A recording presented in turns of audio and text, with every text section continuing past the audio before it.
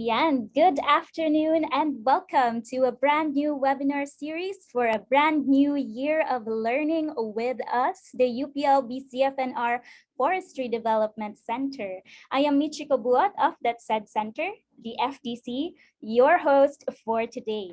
This new series of forest policy ETalks is entitled Turning the Tide, Why Mangroves Matter. So that's the series title. So as we all know, mangroves are very important to us, and every year or even throughout the year when a really destructive storm comes, this is a brutal reminder that we need to rehabilitate our mangroves as they are our protector at such times. And with this series, the Forest Policy ETalks, we hope the conversations that we start or learn here will contribute towards addressing policy issues in mangroves.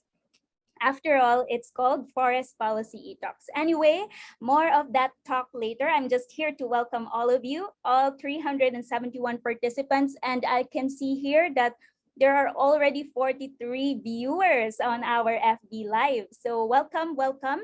This is just going to be a teaser or a preview of what we are going to learn from our speakers. So to officially start our webinar, may we now invite everyone for a short prayer and the singing of the national anthem.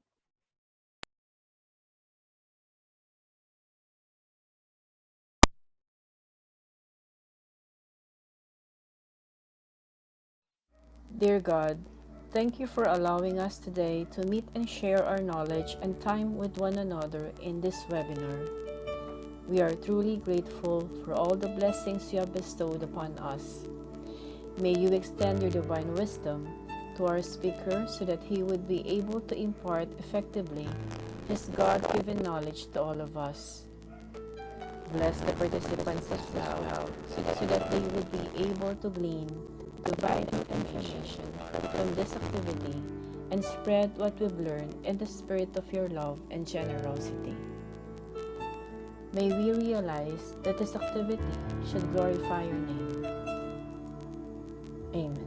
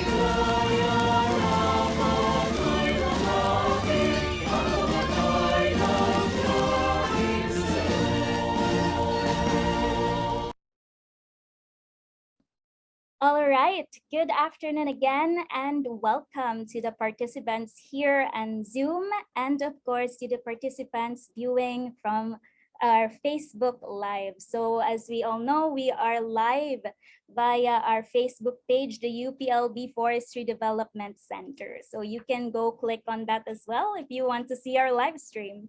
So this is the series, again, this is the series Turning the Tide, Why Mangroves Matter. So for our first webinar, the FDC decided to title this Rediscovering Mangroves. But before we dive in, let's just have a quick icebreaker. Okay, so let me just share my screen.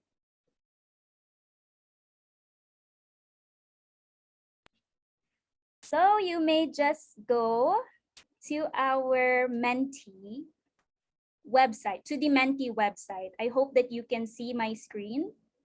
You may go to www.menti.com and use the code 7983675. You may also just click the link that our staff posted in our chat box and answer this question: which topic has piqued your interest or what caught your attention Di ba po tayo po ay nag-release ng isang PubMat or publication material sa ating Facebook page, and we all know that that's part of the reason that you are here. Of course, yung topic, and of course as well as the speakers, ang ating mga bigating mga speakers. Alam ko po na tayo po ay excited dito. Di ba po? Okay, so ito po yung mga pagpipilian. Which topic has piqued your interest? Mangroves and their importance to life and environment. You may choose that, or recent and historical extents of mangroves in the Philippines, challenges and opportunities for mangrove conservation, or lingering policy issues in mangrove management and conservation. Ayan, as we can see, so many are interested, and ayan. So mamaya malalaman po natin na yung mga study behind that, yung presentation behind that, okay? Okay. So that's interesting. Many are interested sa challenges and opportunities for mangrove conservation. Ayan. Medyo hindi nagkakalayo ang numbers talaga. Anyway, we are going to hear all of that later. So, ayan. Hopefully we are going to have a very productive day, productive discussion as well, because we are going to have an open forum. All right. Salamat po sa inyong participation. Kung hindi pa po kayo nakaka-click, pwede pa po kayong mag-click even if I stop sharing this. Pwede pa po kayong bumoto sa kung ano po yung topic that has piqued your interest. All right? So I'll just stop sharing so that we can move on to the next part of the webinar, which is the overview of the program. And mamaya we will have a short preview of the house rules. Okay, so of course, thank you for participating in our polls. Now, let us move on to the overview of the program. We will be welcomed by the Dean of CFNR, Dean Mendoza, and then next we will dive into the 4 topics. The first presenter is Dr. Jose Alan Castillo of ERDB.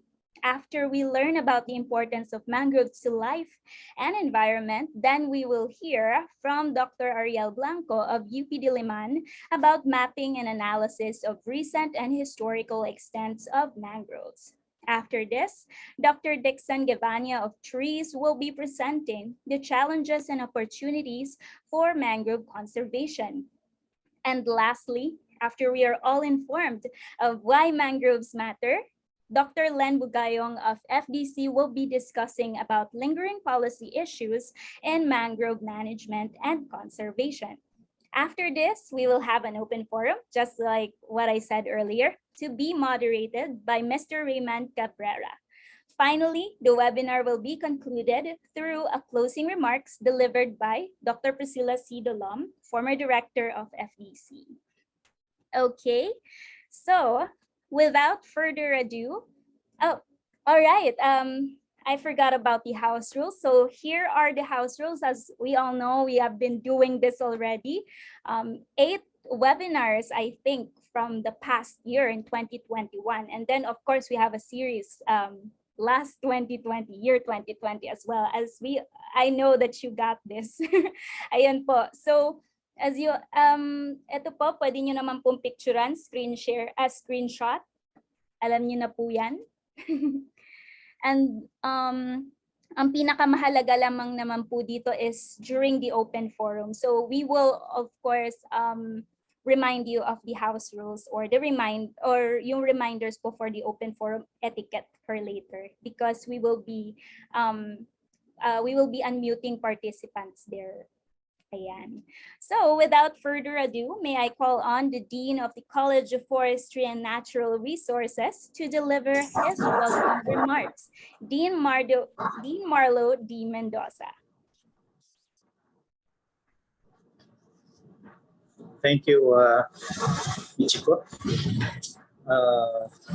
To our distinguished speakers, Dr. Jose Alan A. Castillo, scientist, scientist and senior science specialist, Ecosystems Research and Development Bureau of the DNR, and Dr. Ariel C. Blanco, Professor, Department of Geodetic Engineering, UP Diliman, and Director, Space Information and Infrastructure Bureau, Philippine Space Agency.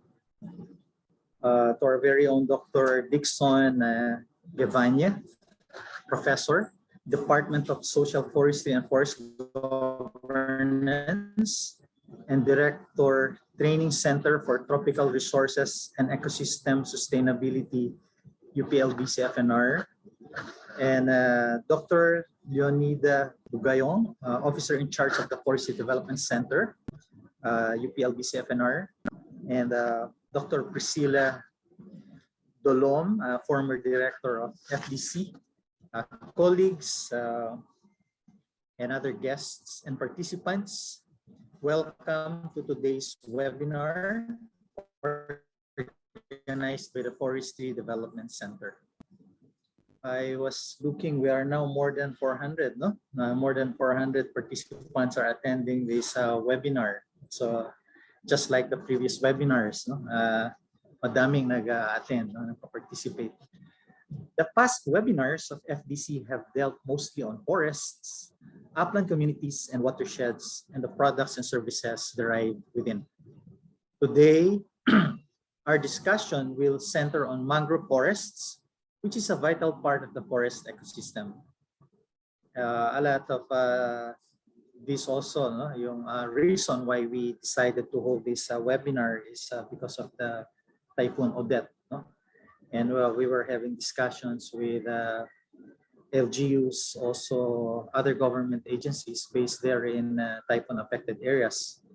And a lot of the discussions also talked about mangroves. Hence, the FDC and CFNR have decided, no, that we'll have a webinar on mangroves. The country's mangrove forest is but a small part of the forest ecosystem. Out of the country's more than 7 million hectares of forest cover, around 4.3% comprise of mangroves. No? This is based on the Philippine Forestry Statistics 2020. Though small in coverage, these are no less important because mangroves have provided various goods and services that benefit humanity, particularly those residing, no, along coastal areas. Mangroves are the natural coastal defense from storm surges and floods. Past typhoon events have shown the importance of mangroves in protecting communities from strong winds and storm surges. They provide livelihood through wood, fuel wood, plant extracts, tannin, fishing grounds, ecotourism, and are rich sources of biodiversity and habitat for terrestrial, aquatic, and marine species, among others. This is based on the WE Forum 2019. No? But of course, a lot of our scientific researchers have confirmed these findings. Mangroves and the whole coastal ecosystem play a vital role in mitigating climate change as well. Despite their small extent relative to other ecosystems, they sequester and store globally significant amounts of carbon in their soil, often called blue carbon. However, mangroves are being lost at a rate of around 2% per year globally. The serious and continuous deforestation of mangroves pose a threat to the ecosystem and the services it provides. In 1918, the Philippines approximately had 500,000 hectares of mangroves. But as of 2021, there remains more or less 303,000 hectares across the country. It's again the Philippine Forestry Statistics 2021.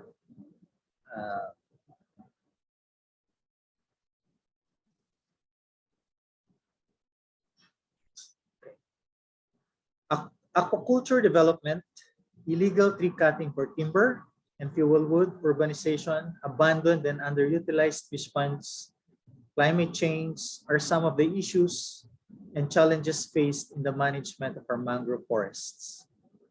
The FDC will be holding a 4-part policy webinar series on mangroves with the theme, Turning the Tide, Why Mangroves Matter, which will tackle various aspects of mangrove management and conservation. The first webinar is on rediscovering mangroves, which will highlight the need to understand the status and current situation, policies and programs for us to better protect and manage our mangrove resources. We are not lacking on laws and policies banning mangrove cutting and conversion. Programs to rehabilitate and restore mangrove ecosystems, such as through the National Greening Program, various local government unit initiatives, and initiatives also of civil society, and strong recommendations to harmonize conflicting policies, such as among the DNR, the DA, BIFAR, and even with some LGUs. Despite this, there is a need to further review policies such as the fish pond lease agreements, being spearheaded by BIFAR, and other tenure instruments and programs to determine the gaps and weaknesses and provide measures to address this. Hopefully, this forum will shed light on what still needs to be done to properly manage and protect our mangrove resources. I enjoin everyone to participate and have a fruitful discussion. Thank you and good day. Thank you, Dean, for that warm welcome message. Now let us proceed to the meat of the program.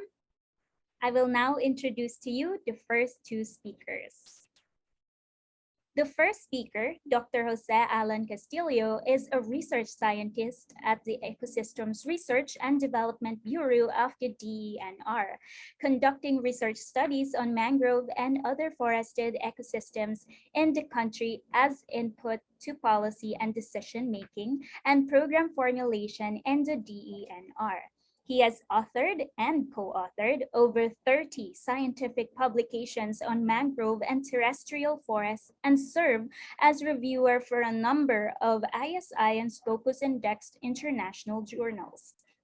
He has also garnered numerous awards. Dr. Castillo currently holds the Scientist 1 position and leads the Mangrove and Beach Forest section and the GIS unit of ERDB. For the second speaker,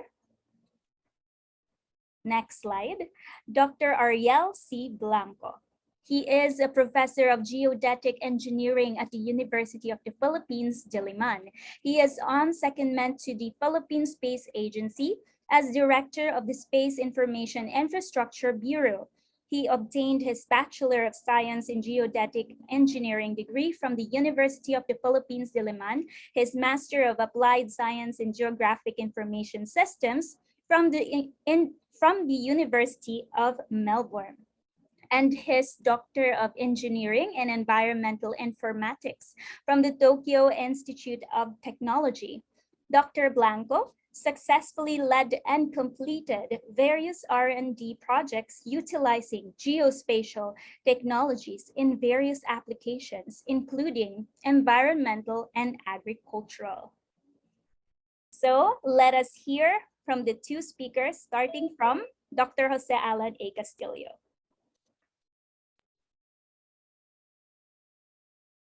Good afternoon, everyone. Let me share my screen.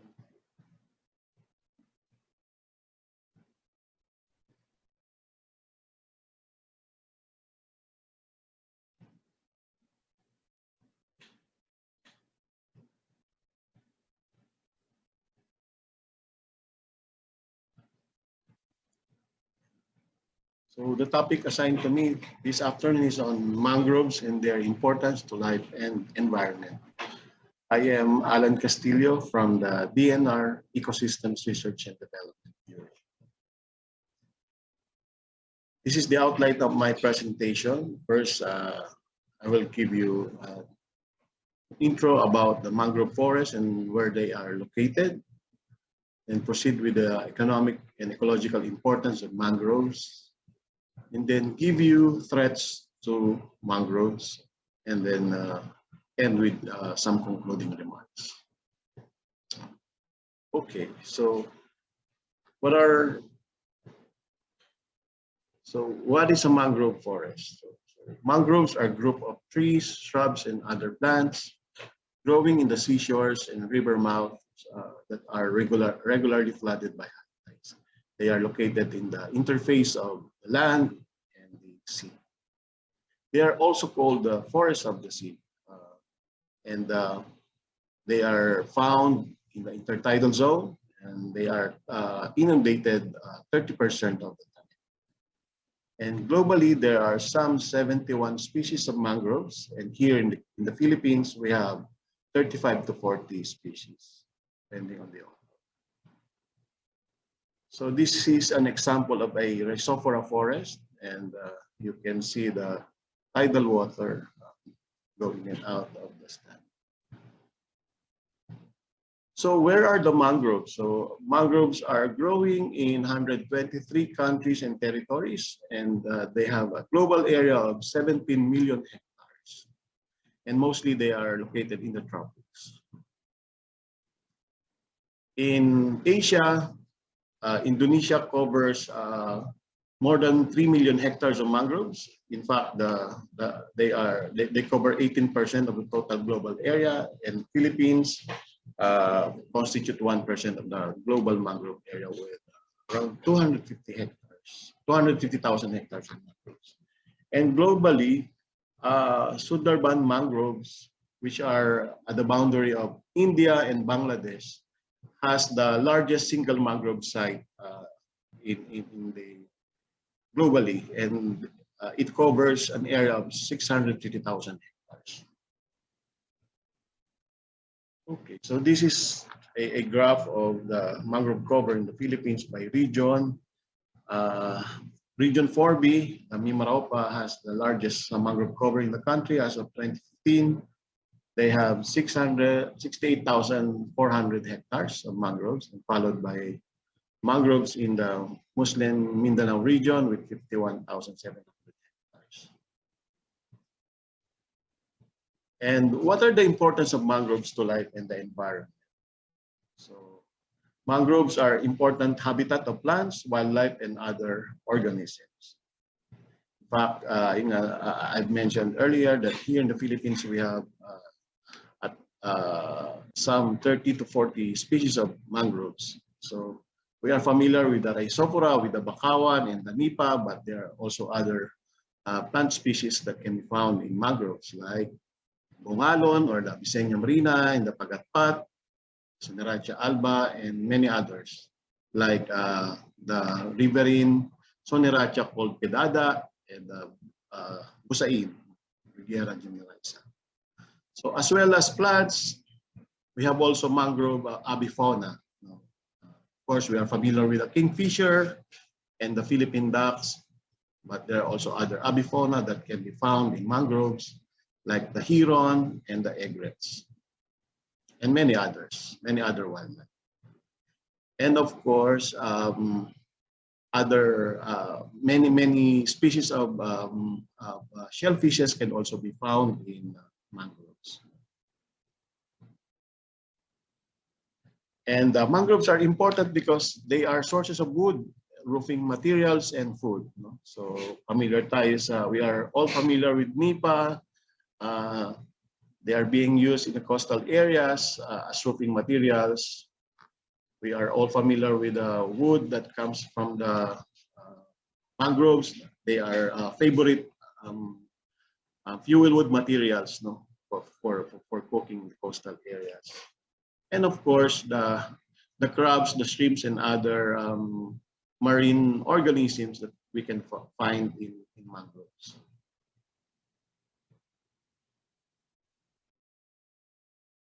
And mangroves are very important spawning ground and nursery for fishes. When fishes, they spawn in mangrove areas, and the hatchlings, they grow in mangrove areas until they are big enough to transfer to offshore areas.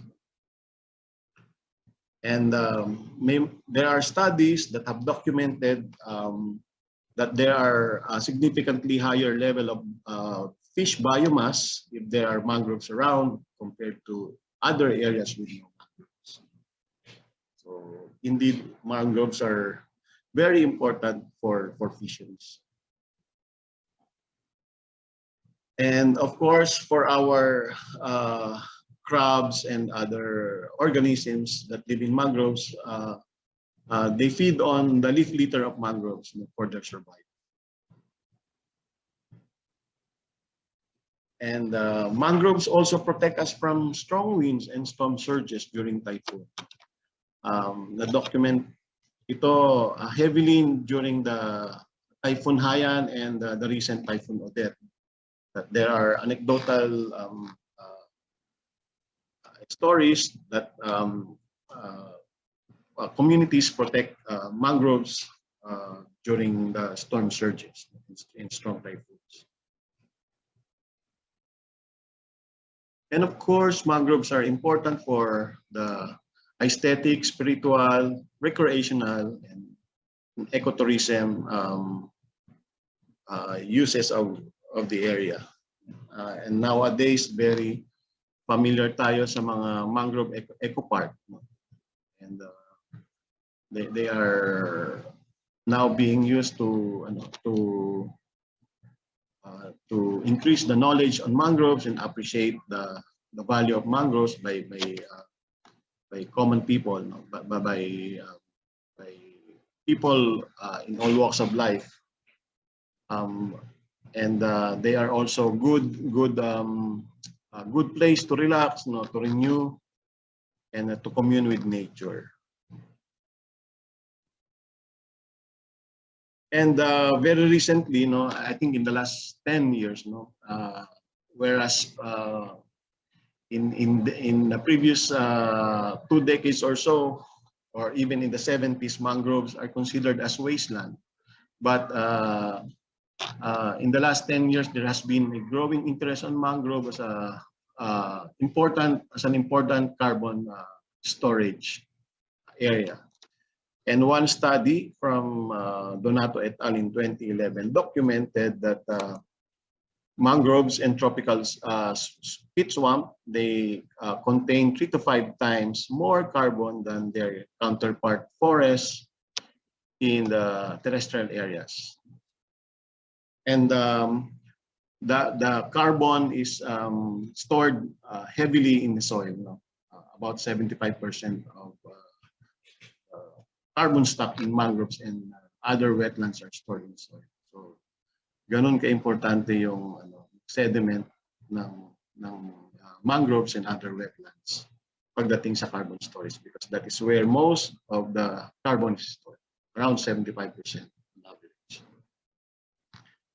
This one, we documented yung different mangrove plantations as to their biomass and climate change mitigation contribution, and we calculated an average of 4.1 tons of carbon per hectare per year of yearly carbon sequestration. So, indeed, while there are many criticisms on monocultures in mangrove, pero carbon storage, using carbon storage as lens, they also this monospecific mangroves also contribute to climate change mitigation. So, however, despite the many ecosystem services and products that mangroves provide, mangroves continue to be threatened by various stressors. Mangrove deforestation continue globally. According to Mordiarso et al. In 2013, 30% to 50% of our global mangroves have been lost in the last 50 years. And the yearly rate is around 185,000 hectares during the 80s. Here in Southeast Asia, the mangrove deforestation rate is around 11,400 hectares a year during the period of 2000 and 2010. And in the Philippines, according to the study of Long et al. In 2014, we lost about 1,400 hectares a year during the period of 1990 and 20. But this, ito ay with the growing awareness and knowledge on mangrove, unti-unti itong na reverse. But yeah, the conversion of mangroves to other land uses is likely resulting in large reduction in carbon storage capacity of mangroves. We documented in a recent study dito sa ERDB na we quantified yung mangrove at saka yung adjacent na dating mangrove na ngayon na iba na yung land use, for instance ay fish pond or rice field or perennial agriculture. And we found out na on average, due to land conversion from mangrove to other land use, sea losses on average is 176 tons of carbon per hectare. So yun ang difference in their carbon stock. And yun, yung difference na yun is emission, carbon emission. So threats, aquaculture continue to be one of the many threats in mangroves. Very convenient yung area na i-convert sa mangrove sa aquaculture, especially nung 70s, kung meron noong ang policies to really increase or secure yung food production. So yung isang study ni na Dr. Primavera documented na commensurate yung loss of our Philippine mangroves doon sa increase doon sa area na na-convert to aquaculture.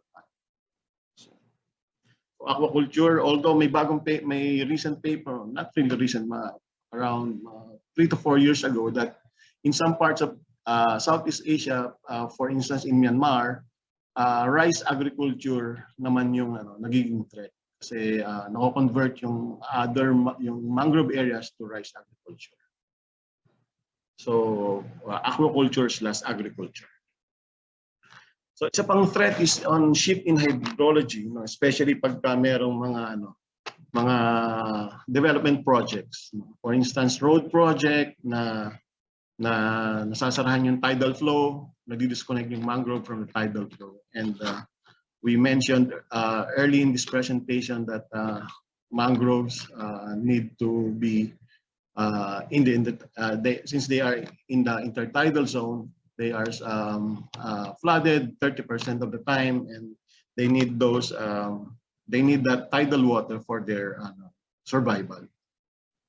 Kaya nga may mga mangroves na namamatay because of the shift in hydrology. Hindi sila naaabot o nako-connect doon sa tidal water after na magkameron ng mga development project. So road project, mga reclamation project sa adjacent ng mangroves is very common cause ng mangrove death. And of course, yung illegal logging, so pagkat ng mangroves remains one of the threats.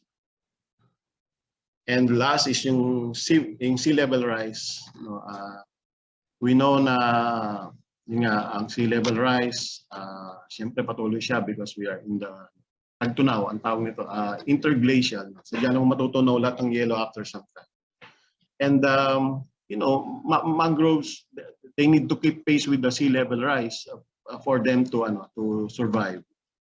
And we have documented a few cases on mangroves on the rate of land buildup, and yun nga, dapat for them na hindi ma-drown due to sea level rise, they need to keep pace with the rate of sea level rise. And yun nga, dahil maraming stressors and may mga decline in our mangroves. So in the past, for the last few decades, marami ng efforts to rehabilitate our mangroves. Yung very recent nga, yung MBFDP na nag-implement noong 2014 hanggang 2017 at saka yung National Greening Program at saka yung Expanded National Greening Program. So, paunti-unti ay from the mga mangrove rehabilitation efforts in the past na talagang monoculture. So, unti-unti nagtuto tayo sa ating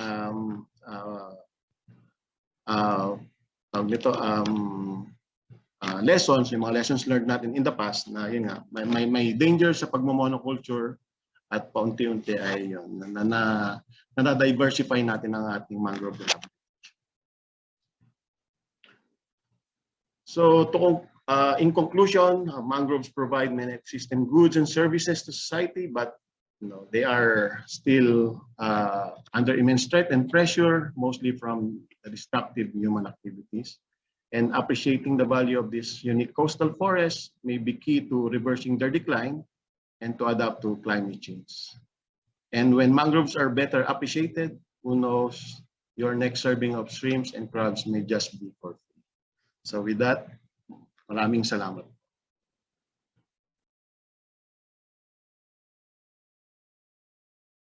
Thank you so much for that presentation, sir. And now we are going to move on to our second speaker. Dr. Ariel Blanco, are you here with us? Yes, I'll share my screen for a while. Okay.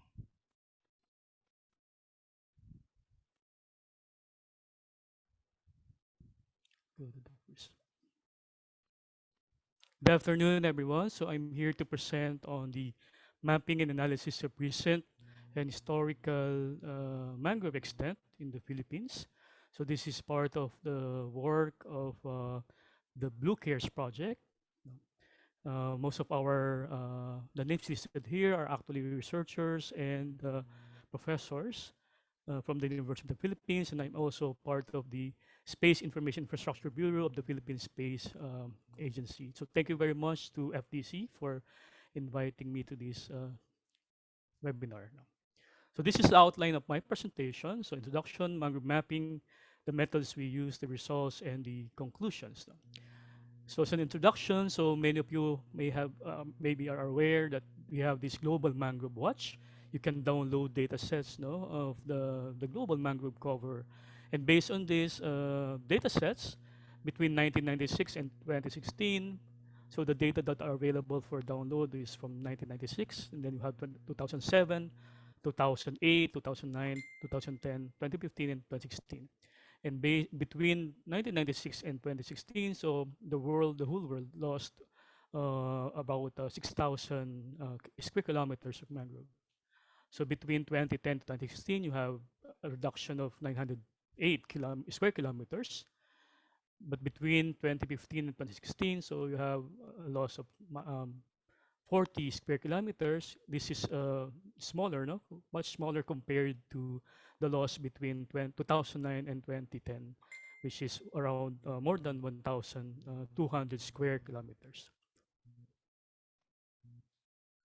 So in the Philippines, so between in 1996, based on this, so the area of the mangroves is around 2,819 square kilometers, representing about 32.72% of our coastline, of the total length of our coastline. And if you compare that to 2016, then we have a reduction. So now it's just 2,675 square kilometers from 2,800 plus square kilometers. And the coverage in terms of in terms of percentage of the length of the coastline is now just 30.25, down from 32.72%. Okay. And we can see here that between 1996 and 2016, so the Philippines lost 144 square kilometers. And we can see that there are increases in between, say, from 2010 to 2016, 2010 to 2015. So these are related to the programs mentioned by Dr. Alan Castillo. But we can see that in 2015, 2016 also there are some reduction of 5 0.99 square kilometers. No? But in 2009 to 2010, so malaki yung reduction, 151 square kilometers. This is much bigger compared to the year or the period 2007 to 2008. So those are what the global data says. No? So in the Philippines, we have made a lot of efforts. Different groups have made a lot of efforts in monitoring, inventory, and mapping. So these are the sources that we have collated before. No? So as you can see in the list, so much of the work were done by Alvin and with the help of the different RAs. No? And if you look at this graph, so from 1918, we have around 450,000 hectares. So you have a reduction and reduction because of the conversion to wish ponds and so on. And you can see here that in recent years, so we have increasing, I mean, more estimates are coming from remote sensing or the use of satellite imagery. No? So what we did in this study is to look at the decadal changes, so 2000, 2010, and 2020. No?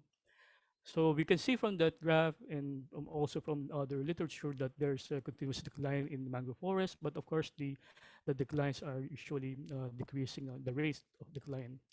So understanding the impacts of the natural and human-induced drivers, like those mentioned by Dr. Castillo, will help us in formulating effective conservation and resource management measures. And also our goal here is also to apply the workflow that we have developed or the index that we have developed.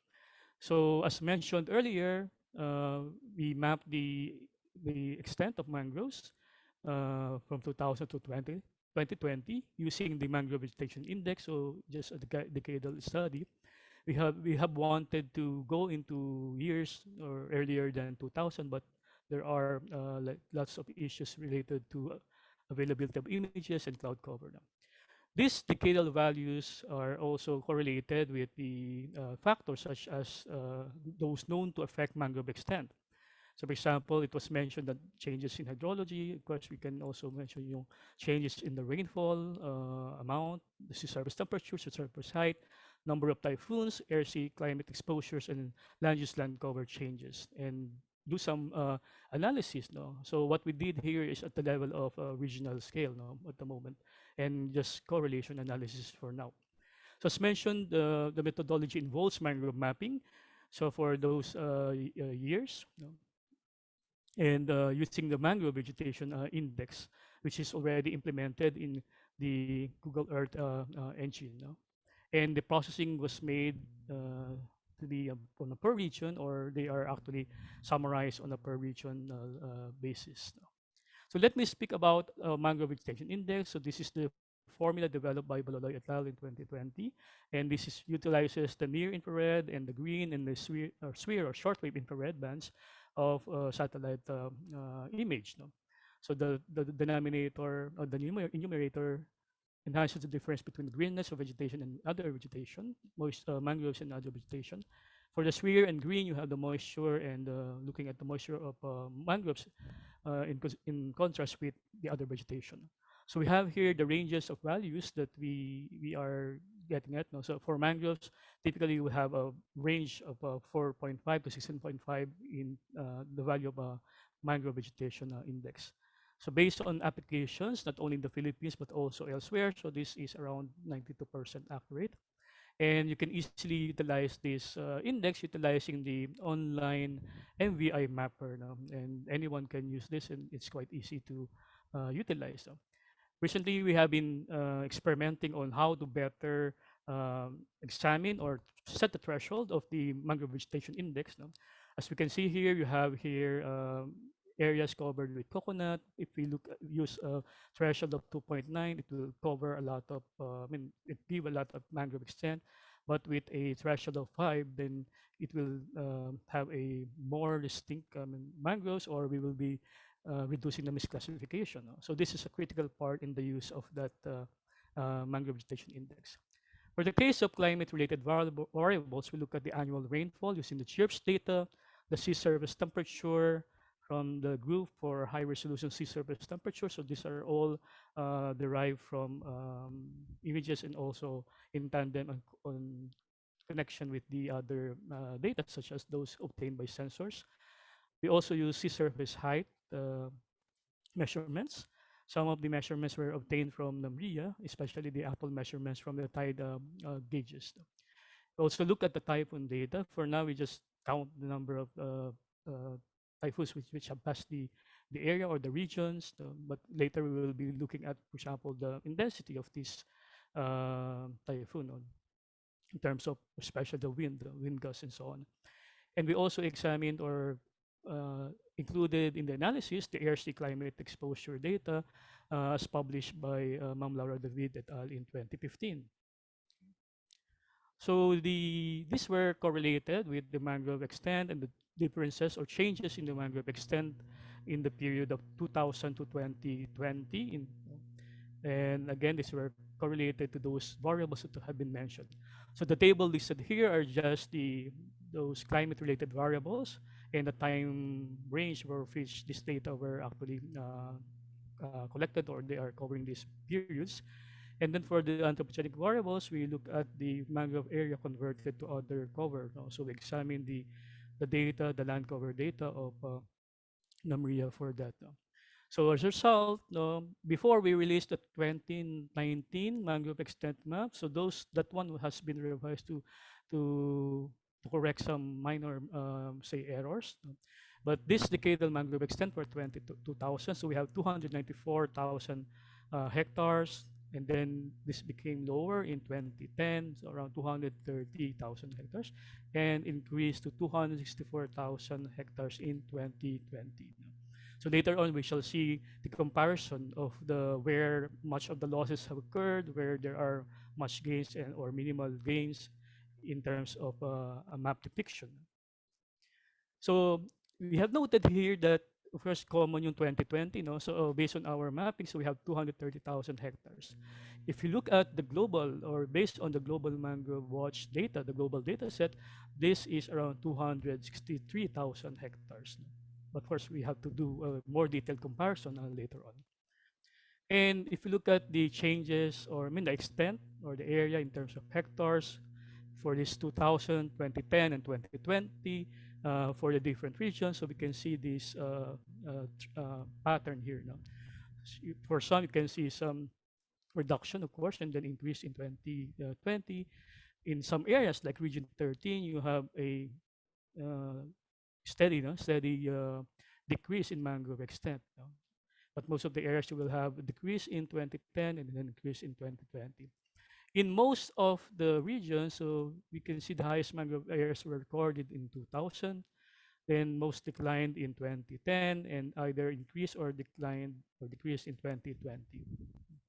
In between 2000 to 2020, so we have a decline of 29,000 hectares, observed in 12 out of 17 Philippine administrative regions. And as I mentioned, so we looked at the different data sets like rainfall data for per region. These were correlated with the mangrove area differences. So the parameters or the variables used were the decadal total rainfall, mean annual rainfall, and the mean annual rainfall increment. And we can see that based on the R or the correlation coefficient, the highest is with mean annual rainfall increment. These are negative, so you have a reduction in the mean annual rainfall increment or practically a reduction or loss. No?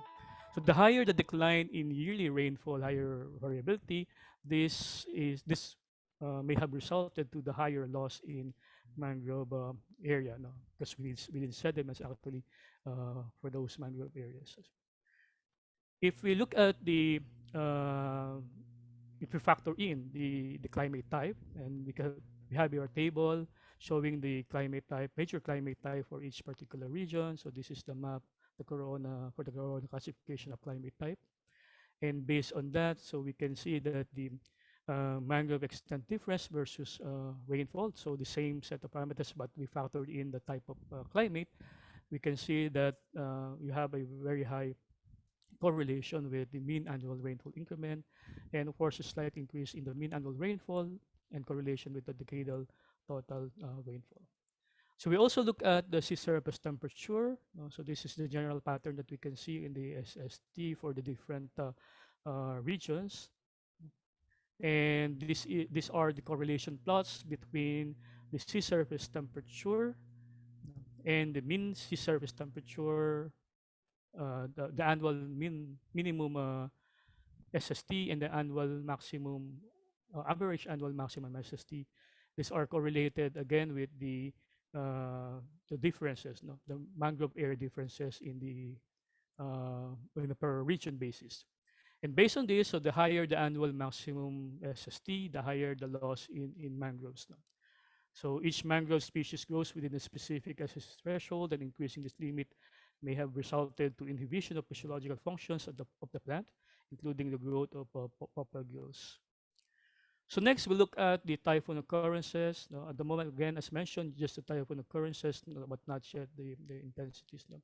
But if you look at this table and the per region, we have listed the mangrove area difference. So negative are basically the losses, but we have noted here you have increase in the Western Visayas. No.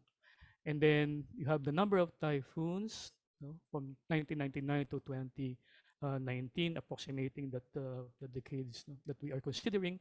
And then areas that were least devastated by typhoons have recorded increase in vegetation. No.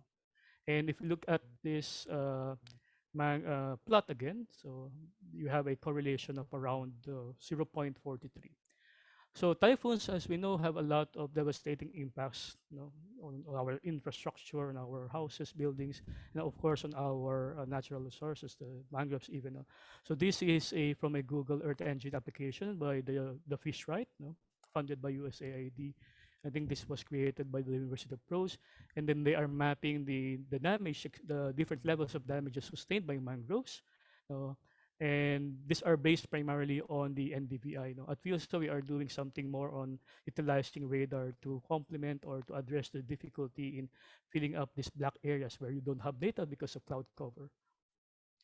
But of course, these are based on the NDVI, which is largely on the leaves, no chlorophyll. So after a few weeks and so on, so we still have to see whether this NDVI values will increase. No? And of course, we look at also the sea surface height and correlation. So based on this, you have a very low positive correlation of 0.16 between mangrove area difference and sea surface height. Now. So as mentioned, we also utilize the data from the study of Dr. David, Laura David. And based on this, so losses in mangrove cover were observed in regions with high exposure to extreme precipitation, extreme heating, and sea level rise. So sea level rise with the correlation of 0.54 for the R. So if we look at the mangrove losses and gains on a per region, so we see here that you have the gray areas are actually the retained or the areas with mangroves from 2000 to 2020. No? The red areas are the red bars are the areas, no, with mangrove loss, and green for the gains in the mangroves. No? So the analysis of this data shows a greater number of mangrove losses than mangrove gains in per region, resulting to net losses in many of the regions after 2 decades. No? And these are the maps, no, showing the retained mangroves, or what we term as just the constant mangroves. So they are mangroves from 2000 to 2020. And you have new mangroves, and then you have the loss, no, mangrove losses, which you can see are very evident in the islands of Samar and Leyte, no? And even in this, I think Polillo Island, no? In also in around Manila Bay, and also around in Lingayen Gulf, and a few in certain portions in Mindanao. No? So those are the areas of concern. No? And earlier we were presenting the mangrove, global mangrove watch data set, right? And we can see here that this is the extent, the mangrove cover, no, mangrove extent based on those data. I downloaded this and examined in the GIS software. So this is in 1996, covering the Balangiga, Lawan area, Giparlos, Kinapundan, etc. No, in Eastern Leyte. And then you have here in 2010, no? But we can see here that little has changed or no significant has changed, and we know that this is not actually what is observed in the field. We have also studied this area, particularly the Dawaan Balangiga area. So we really have to be careful in utilizing global data sets now. And for the mangrove loss and conversion to built up and other things though. So a total of 200 hectares of mangroves were converted to built up from years 2000 to 2020. And this represents only 0.1% of the total decadal mangrove loss, which is around 29,208. Of course, there are areas which are very glaring, like the Pogo Island, no? But maybe in other areas it's not so much. And a total of 1,409 hectares of mangroves were converted to fish ponds from years 2000 to 2020. And this is only 1% of the total mangrove loss in between that period. It must be noted that in the Philippines, mangrove conversion of fish ponds largely took place in the earlier years, no? 1951 to 1988, based on the study of Priest in 2019. The rate of fish pond expansion after this period is lower according to based on NAMRIA data. In summary, we can see here that those like drivers, no, in the terms of the climate-related variables, in particular, we have the mean annual rainfall increment, and in terms of the exposure ranking for the climatic variables, so you have here the extreme precipitation, sea level rise, and extreme heating events. No? In conclusion, an overall trend of the increasing mangrove has been seen, and the annual losses surpass annual gains. The variations in the climate-related variables have all impacted the extent of mangrove communities. We have seen that the mean annual rainfall increment, annual maximum sea surface temperature, and number of typhoons have the greatest correlation. And based on that, so of course, we don't say that correlation is causation, but it's an indication, no, that we can consider this as one of the main drivers of decadal mangrove loss in the country. And you can read this other alarm now. And you have typhoon frequency was possibly correlated with typhoon mangrove loss due to the destructive impacts of the typhoon. So this is supported or consistent with the other studies. And we have here, as in the last few slides of the results, there's minimal percentage of mangrove converted to built-up areas, converted to fish ponds.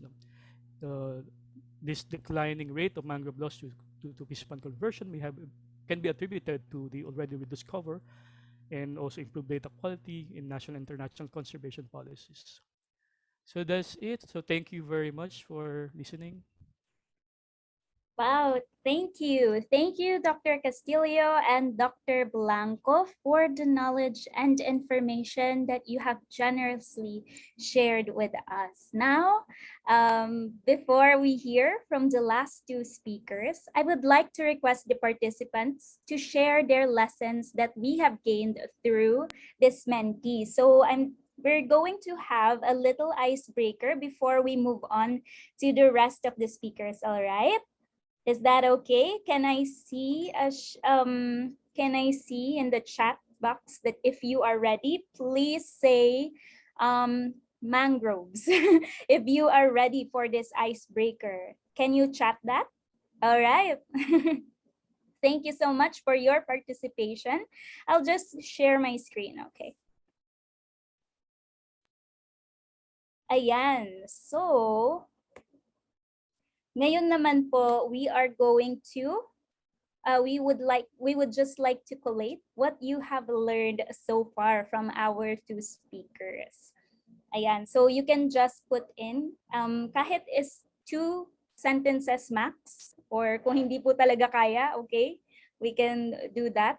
Pero sana po 1 to 2 sentences max, you can put in your answer real quick. Also, if you cannot log into the mentee, you can also chat your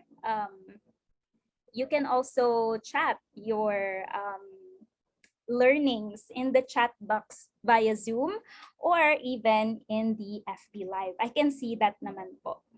I can still see it. Also, can the technical team help me by putting the link in the chat box?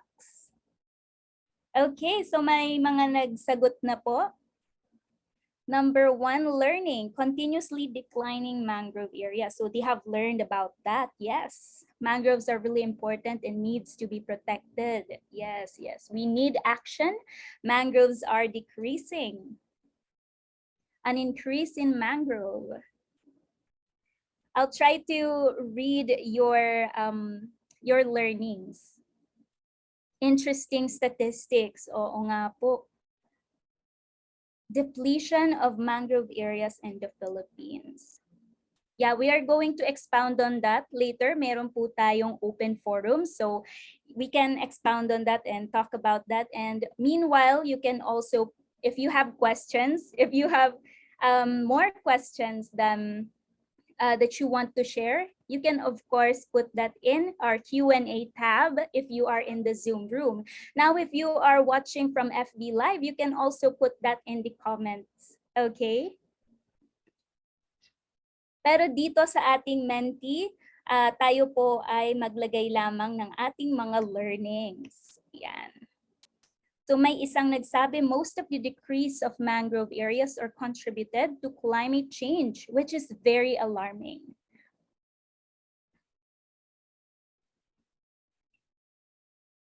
Okay.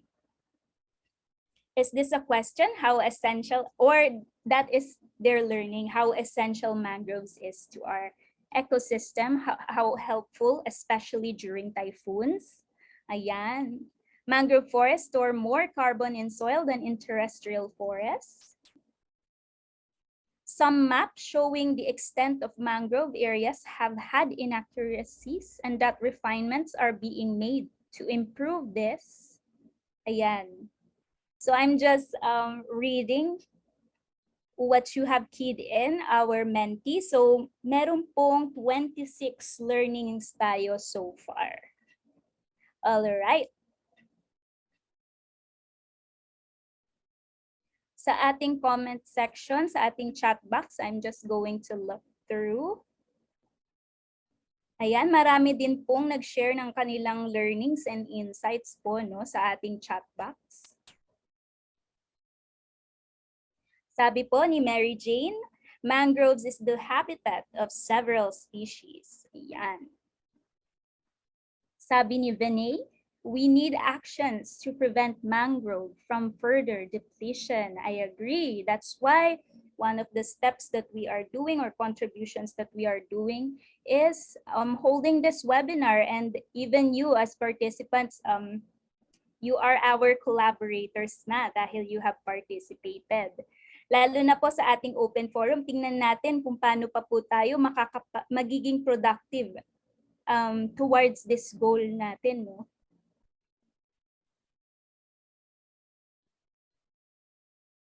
Extremely important. Ayan. So thank you so much for all of your for all of these insights. We will collate this, of course.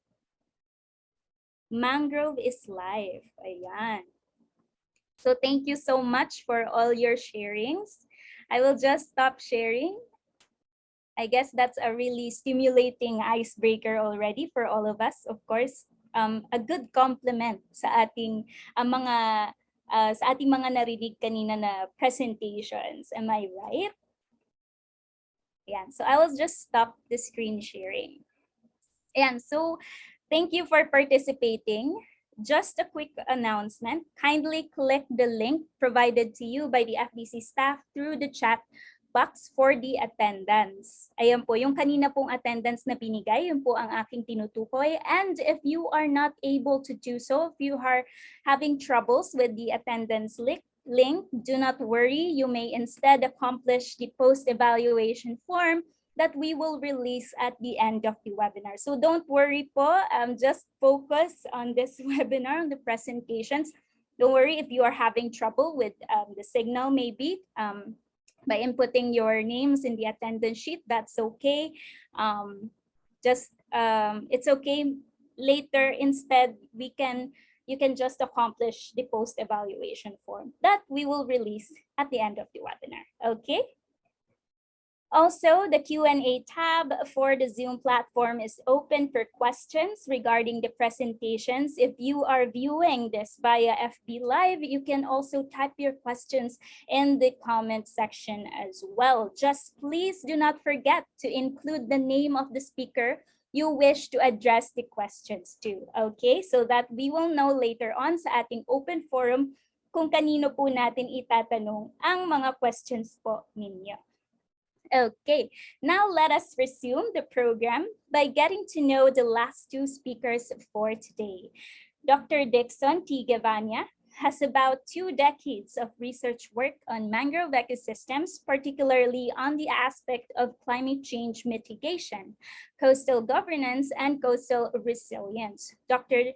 Gevaña is currently professor in DSFFG, or Department of Social Forestry Forest Governance, Director of Trees, President of Forestry. Okay, so, and finally, of course, I will also introduce the fourth speaker as well for this section. The fourth speaker is Dr. Leonida Bugayong, or Len to her colleagues and friends, is a university researcher from the Forestry Development Center. She is a graduate of UPLB from her bachelor's degree to her master's and doctoral degrees in forestry. Her fields are in forest policy and governance, forest management, silviculture, agroforestry, social forestry, and development management. She is currently sitting in as officer in charge of the FDC while waiting for the UPLB chancellor to appoint the next director. All right, so now we are going to know and listen to the final or last two speakers. Firstly, kay Dr. Dixon po muna. Okay? Okay, thanks a lot, Michiko, and blessed afternoon, everyone. Thanks, FDC, and it's really a pleasure to talk to you today about the challenges and opportunities for mangrove conservation. The topic is so broad, so let me approach this on the context of a mangrove vegetation rehabilitation, and also injecting in some essentials like on governance, on policy, and on institutions. So let me start first with this photo. Way back 2004, I was involved in a carbon sink monitoring project. Shout out to my mentor and one of the country's leading forest carbon stock expert, Dr. Yari Pulin. And remember, I remember during this time, we were tasked to monitor the growth, the survival, and also the potential carbon stock. And looking at this, if you will notice, this site was planted with Rhizopora, and line planting with a very wide distance. And yeah, this is what we found out year after that, that the health, the condition of the planted mangrove was not that good. Survival rate was also low. And during that time, I got that impression that there must be a problem here. And looking at the far back, those are the natural mangroves. Like for example, Avicennia and Soneraja, while here at the seafront, that the project planted this Rhizopora covered mainly with barnacles. So and also during monsoon period, many of these planted mangroves were washed away. And fast forward, when I had this research in Poctol, San Juan, Batangas, I have observed how really or naturally a Rhizopara mangrove, or mga bakawan, grows. They grow actually densely, and perhaps you could call them, intimate and in clump. So that's why I've started asking, some question. Why are we doing line planting with very wide distance? Well, in fact, nature works this way, that Rhizopora, they grow along riverine, not much on seafront, and they grow intimately close to one another. And 2009, I did my dissertation here in Banacon Island. They didn't choose a wide spacing, but of course this is Rhizopora stylosa. But what they did is a very closer spacing. They planted like in between seedlings, it's about 0.3 to 0.5 meters distance. Hence, very successful because at the early years as they grow, roots become entangled and become, they're stronger. Whenever there's strong tides or typhoon, they are more stable. I also happened to visit this Mergui Island in Myanmar, part of the APN project, and many are conserving mangroves mixed with other land uses like rubber plantation, upstream, and they protect the mangroves downstream so that they will be sure that soil erosion is minimized. Somewhere in Shenzhen, China, very busy and how to say that industrialized commercial city, they were able to rehab their coastline, and they have developed this mangrove garden, made mainly of composed of Aegiceras corniculatum, Candelia candel, Avicennia marina. Somewhere in Palawan, in Barangay Sabang, if you're familiar with the paddleback, tour, one of the ecotourism activities to bring their tourists for one of those activities is planting mangroves. So I asked them, it's a very short interview, what kind of species or what species are they using or they give to the tourists to plant. So they mentioned that Rhizopora, and they started asking questions because that on the left side of your screen, these are the ceremonial planting area, while on the right side of your screen, those are the natural one. So you would see naturally Soneratia species are growing, well there. That's their natural zone, while the Rhizopora species is barely surviving. So this gives us an idea that Rhizopora is basically on the wrong place for this particular site. And in Del Carmen, Surigao, one of the best mangrove sites in the country. Not much, not tall mangroves, but very dense. These are very old mangroves, yet a little dwarf. And this photo was shared to me by Vice Mayor Honorable Alfredo Coro, aftermath of the Typhoon Odette.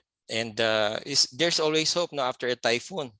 Mangroves are taking its course for recovery. So why serious conservation is immediate?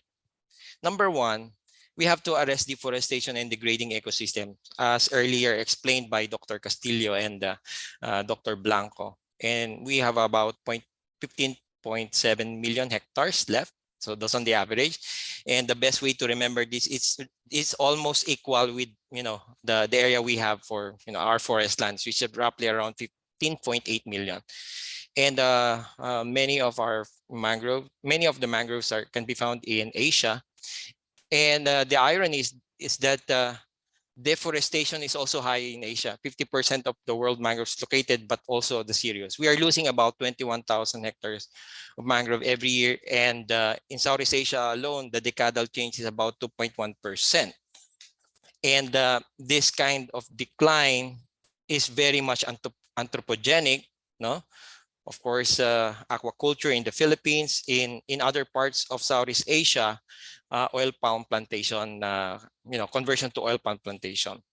Philippines, we lost about minus 40%, but you look at the trend, slowly, gaining, because of our efforts, perhaps on NGP and mangrove beach forest development. Why? Another reason is that, when we go to the coastal with mangroves, we always find people. And roughly 15% of the CBFM projects are situated in mangrove forest. And these are, many of them are rural poor, coastal communities. Reason number two, enhancing local resilience. We need to pursue mangrove conservation because they have, multiple, myriad of ecosystem function. We documented this, this case in Alitas Infanta, Quezon, funded by IPSI, IGS Japan. And if you're interested, you can check this out because it's, how to say that, free access chapter in a book.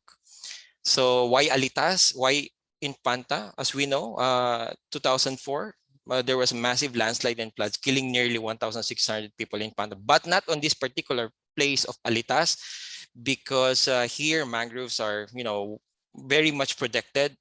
Before, rampant abandoned fish pond. Now, before fish ponds, no, rampant fish pond, now abandoned fish pond, and rehabilitation is taking its place.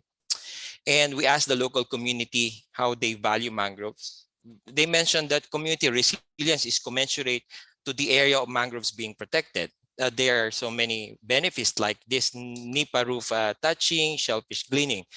Mangroves provide shield against typhoon, no, storm breaks, wind break, and also involving in planting, in rehabilitation, reforestation provides them extra income.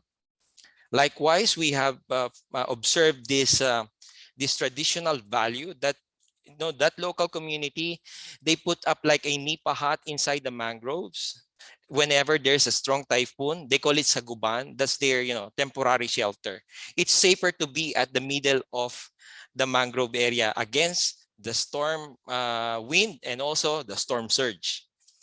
And in some, we have concluded that for a mangrove conservation to work, there must be a collaborative mangrove management. That is, mangrove should be a place or a platform for convergence. Convergence among local communities, local government, private sector, you name it. No?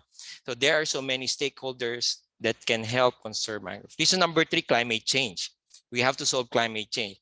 Over the next decades, it will be a scary one if we're not doing anything, if we're not serious on addressing this global problem. For the very first time in Earth history, like right here in our generation, we have reached 400 ppm, parts per million of carbon dioxide. Never in history. That is 49% from the 1750 measurement. And we are roughly nearing 1.5 tipping point. No, some scientists reported we are now at 1.09, some mentioned 1.2. But anyhow, the key message there is we have increasing temperature because of, we are allowing more and more carbon emission in our atmosphere. And that's the tipping point. Scientists warning us that 2 degrees above the pre-industrial global mean temperature is a scary future. And we know that science is already here, that we have to, to address this. No, like from year 2011 to 2020, the annual average of global carbon emission is about 38 to 40.5 billion or gigatons, billion tons of carbon dioxide. And for every 1,000 billions, for every 1,000 gigatons of carbon dioxide, it is likely to cause 0.45 degrees increase. No, so that is a scary one. And the projections like this worst case scenario that we continue pollute our environment, we will, all trajectories are upward. So it's a moral question to ask, no, why are we allowing, such a trend? And what are the observable impacts related to mangroves or in general to people? Tropical cyclones could last longer after landfall in a warming world, like what we have observed in Odette. No, category 4, very slow, so it ravaged a lot, even mangroves. No, and that is the the latest observation over the previous typhoons that we have. And what's the potential picture of sea level rise? No, serious coastal flooding like Metro Manila, worst case scenario will be like this, all red, will be submerged. And for mangroves, mangroves will be vulnerable to sea level rise. And let me explain you a little later. We don't have to wait 2100, the year 2100, to experience this considerable and observable sea level rise. But by 2060, it's already red at the western part of the country, including of course Metro Manila. So can mangroves cope up with sea level rise? The answer is, of course, yes, if mangrove floor, the sediment also rises equal to the sea level rise. Yes, again, only if mangrove is so healthy to produce litter, trap sediment, thereby stimulating accretion, pagtaas nung kaniyang forest floor. And lastly, also yes, if there's enough space to move landward. Mangroves are not corals. They cannot, be submerged at all time. They have to move on a, shallow, how to say that, space. Can mangroves cope up? Another, same question. The answer is no, because of many permanent land uses, like for example this one, a power industry, built environments. So with that, no concretized land, mangroves can no longer move landward when there is increase in sea level rise. So that is called coastal squeeze. The second one, change in hydrology. They are very, mangroves, I can describe mangroves as very resilient and stable ecosystem, but if you change the hydrology, they will, eventually die. So access to salt water and tidal regime is critical for mangrove growth. And the third one, no, because for example, in this case in Sabang, they are already permanent barriers, natural permanent barriers. They cannot climb this when there's a sea level rise. Hindi sila pwedeng umakyat sa mga wall na ganitong katatarek. So you can imagine, mangroves are really in a bad position, no, in many areas. Will there be a massive mangrove loss in the future? It depends on how we respond today. And how can we solve mangrove deforestation and degradation? A common response until today would always be mangrove planting. But is this enough? So we're going to answer that by looking at this, how to say that, a problem tree, or a framework.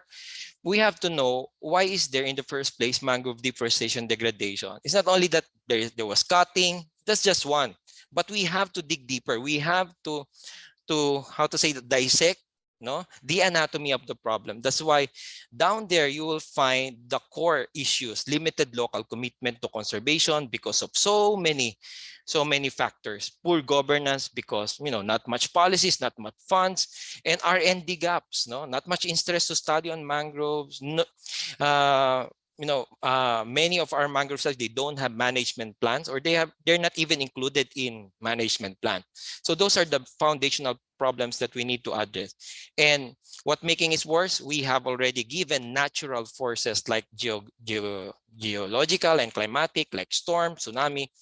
Yeah. So challenges in mangrove conservation. Number one, we need to put science. Number two, we need to engage stakeholders. Only two major challenges, and let me elaborate. So learn the mangrove rehabilitation and conservation basics. Before we even planted, we have to know that mangroves have zoning.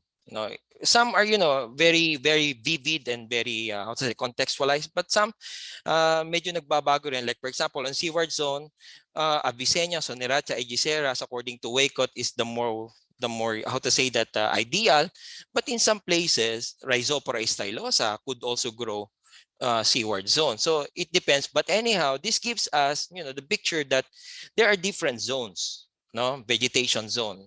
So when you plant, you look for, you analyze or understand first the zone, and would this particular species fit on that area. The second one, we have to involve, of course, any rehabilitation should be participatory.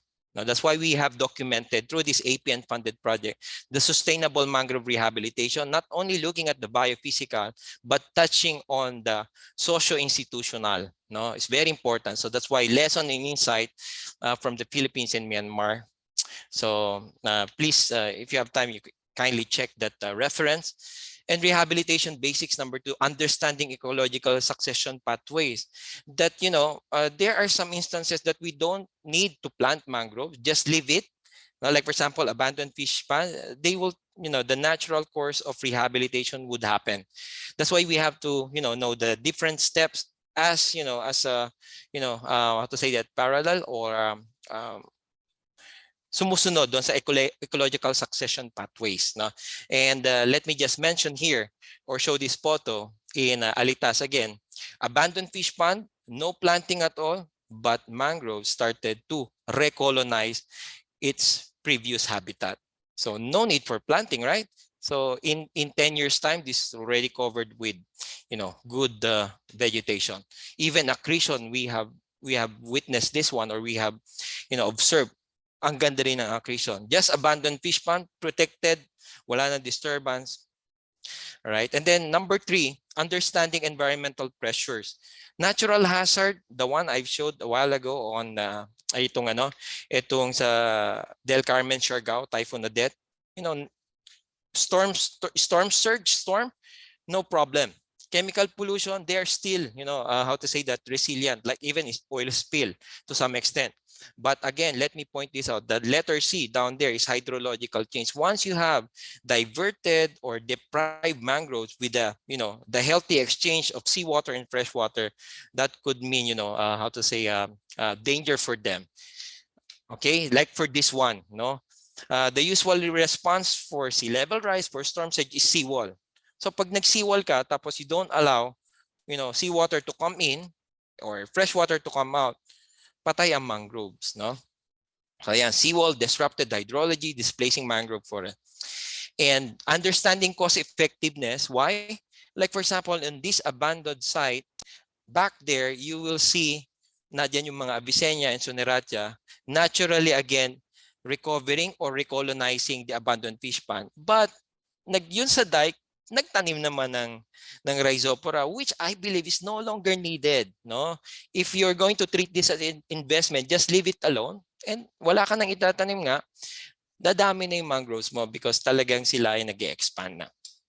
Understanding sediment quality, site suitability, like this one in La Libertad, I don't know if nung kinuha ko to ng picture, I don't know kung ito pa ay nag-exist or buhay pa ba sila, but look at the sediment.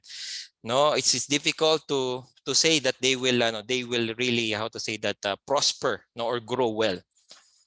Massive sediment erosion due to black sand mining somewhere in Cagayan. The local community plus SUC they're doing mangrove rehab, and then they ask, is it ideal to plant mangrove to address the coastal erosion?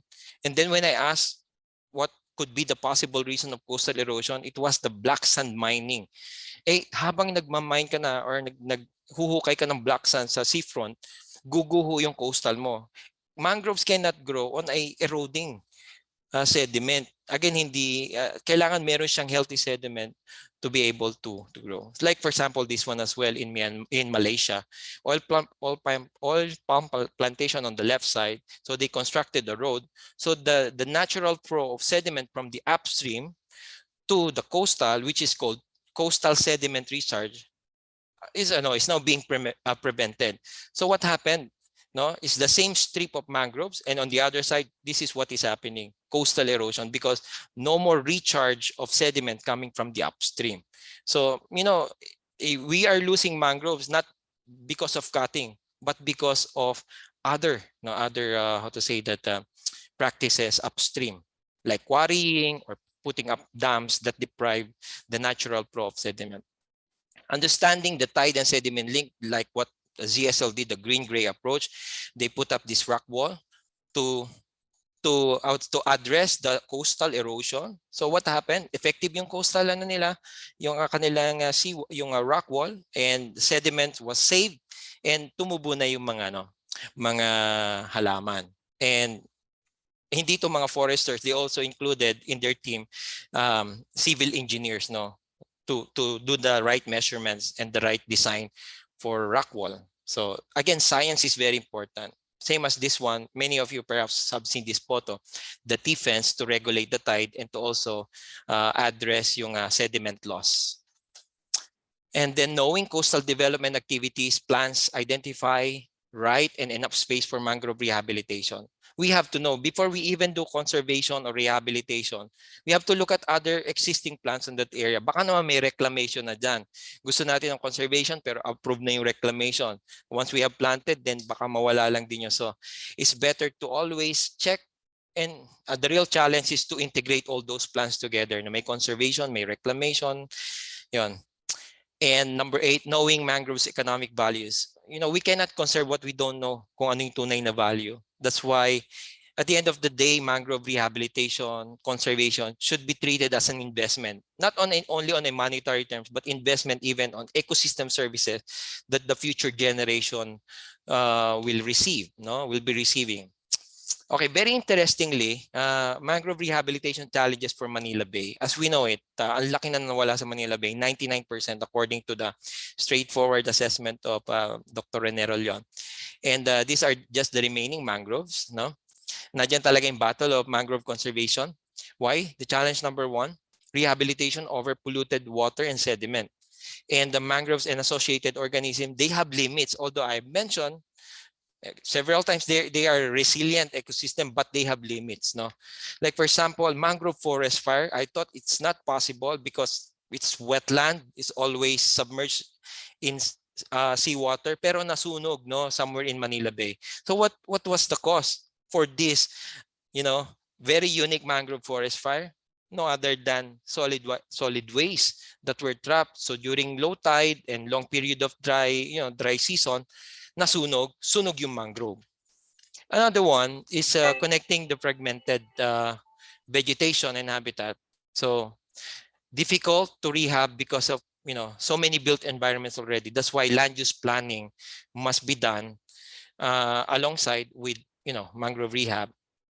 Finding the right space. No, although we have small areas or remaining strips along our coast, pero ito ba yung ideal na planting with very narrow strip and looking in the future 2050 sea level rise, tumaas na yung tubig, hindi na sila makakakyat. Then that will also mean a coastal squeeze. Placing clearly mangroves on rehabilitation policies and plans, no? And like, for example, this one, this is, a reclamation somewhere in Manila Bay again. So that particular, the buoy on the left side, there's a buoy and then there's a pumping station there of sand. So they transport the sand on the other side, and that's the side on the right side. That's where reclamation is happening. So again, lumalalim itong seafront na ito, and that is what I have observed. Mangroves, remaining mangroves, only clinging on few sediments because coastal, the coast is already receding. And challenge number 5, connectivity. We always need to treat mangroves. All programs should be, juxtaposed or should be connected with other land use plans on the upstream. That's the way forward. Because no matter how well we are doing, no matter how big our budget to reforest, kung tuloy-tuloy yung quarrying mo sa taas, tuloy-tuloy pa rin yung mga landslide doon. So that, that has, serious implications on our conservation sa coastal. So rehabilitation checklist, right species, right place, right timing, no? Okay, right nursery, and then right planting and maintenance. So these are the biophysical, but let me emphasize one, right people, no? We need the right people who understood well the value of rehab and conservation, involving more, like for example, the women sector. And in this study that we had in Leganes, Iloilo, we found out that there is a materialist-idealist divide. While the government wants this rehab for the purpose of climate change, SDG, something like that, biodiversity, but for the people, when you ask them, it's just for income. So right there and then there's a disconnect. And when you talk about sustainability, there must be a harmonized, vision and perceptions. So towards the last part of my talk, okay, opportunities in mangrove conservation. What are the opportunities we have today? Number one is the Global Mangrove Alliance. No, it's a call, for countries to join, and there are private sectors who are willing to fund for this alliance. So by 2030, increasing the cover, the global mangrove cover by 20%.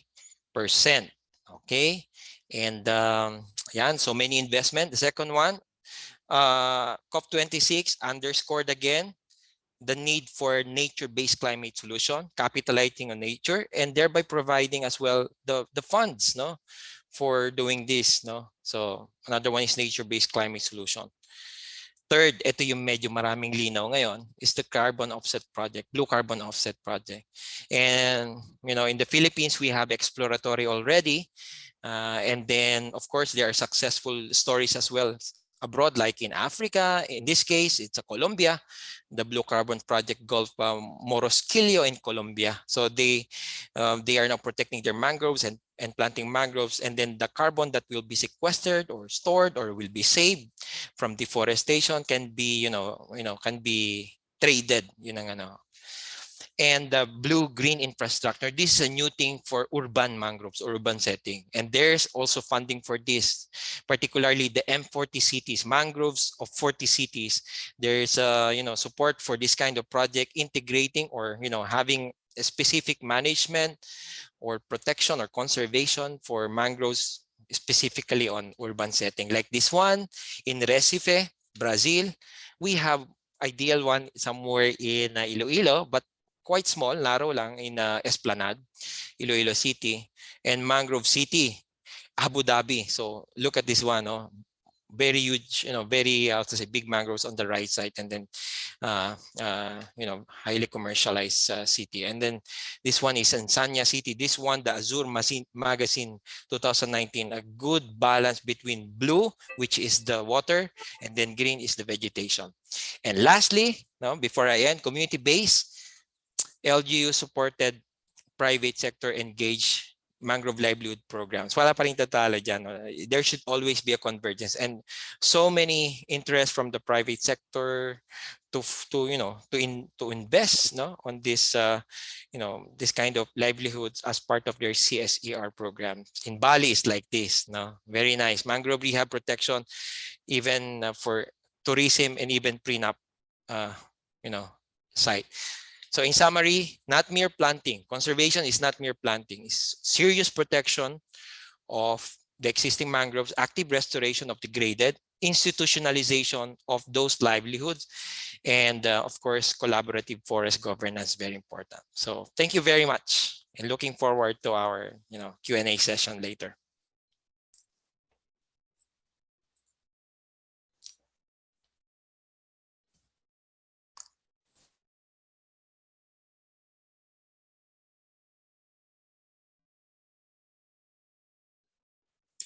Good afternoon, distinguished guests, esteemed speakers, colleagues, friends, ladies and gentlemen. I will be presenting in behalf of the FTC staff who helped prepare this presentation.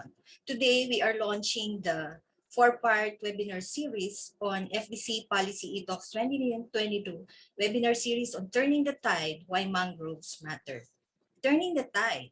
This means to reverse the general course of events, particularly on the issues and concerns pertaining to mangroves that have lingered over the decades, and mangrove forests should be managed sustainably so that present and future generations are able to enjoy the goods and services that they provide. So this webinar series aims to ventilate and discuss the policy issues as well as elicit and identify concerns together with you to identify concrete actions to address these issues, and either through research or advocacy activities. Each of the webinars in the series will shed light on significant aspects of mangrove governance, management, and conservation. So we join you to participate in our upcoming 3 other webinar series.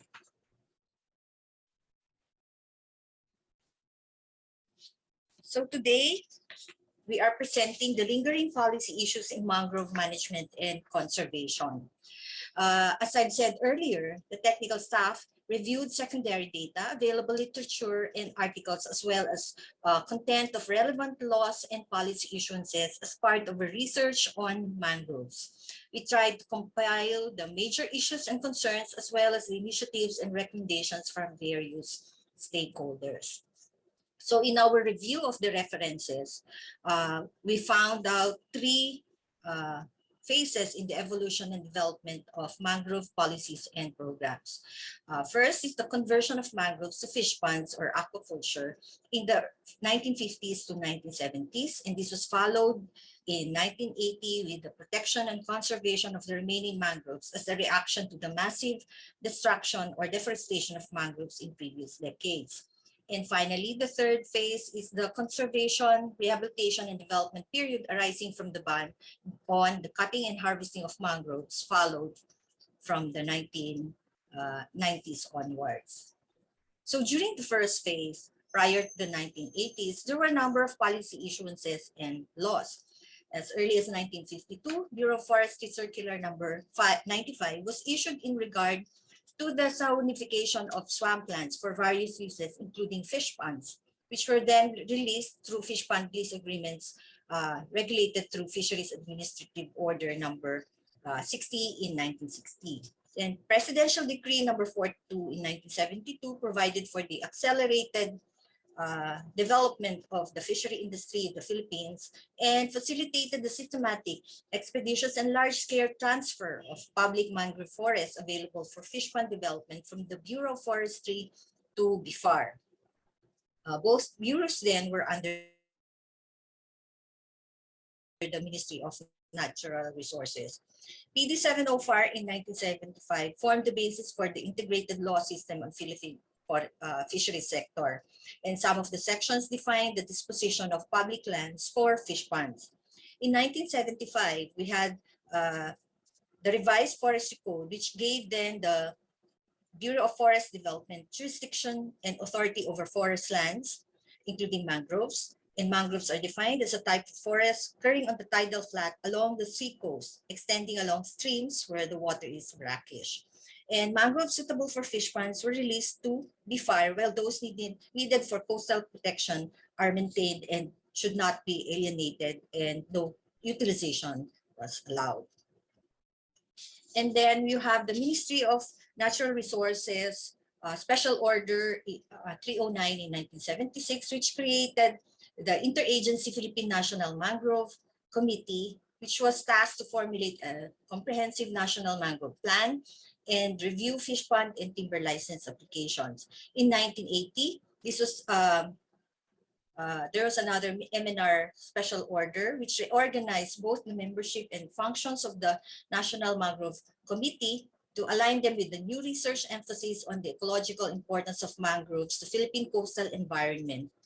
And then we have PD 1531, which amended PD 1041, which is the reorganization of the Natural Resources Management Center, NRMC, which is an attached agency to MNR, tasked to gather and analyze data on the physical environment, including forests and land use, and specifically in the classification of mangroves into forests or fish ponds.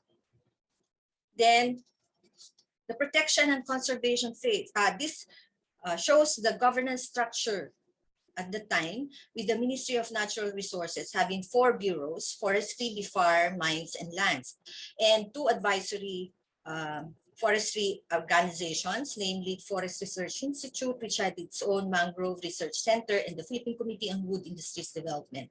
Then we had the Interagency Philippine National Mangrove Committee formulating the National Mangrove Plan, and the attached agency, Natural Resources Management Center. So these are the agencies involved in the management of mangroves during this phase.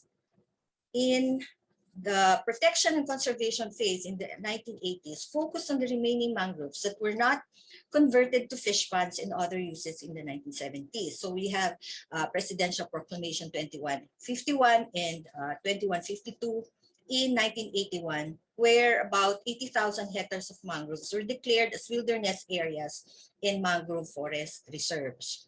And then you have PP 2146 in 1982 declaring some mangrove areas as environmentally critical areas, and thus within the scope of the environmental impact statement system. Then you have MNR Administrative Order expanding the mangrove forest belt in storm surge and typhoon prone areas, specifically along shorelines and riverbanks. Then in 1987, we have the Reorganization Act of DNR mandating the agency responsible for the conservation, management, and development and proper use of the country's environment and natural resources, specifically forest lands, grazing lands, mineral lands, and those in reservations and watershed areas and lands of the public domain, as well as the licensing and regulation of all natural resources. DAO 76 established the buffer zone in coastal and estuarine mangroves. DAO 7 suspended the application and issuance of mine prospecting permits in government reservations, including mangrove reserves.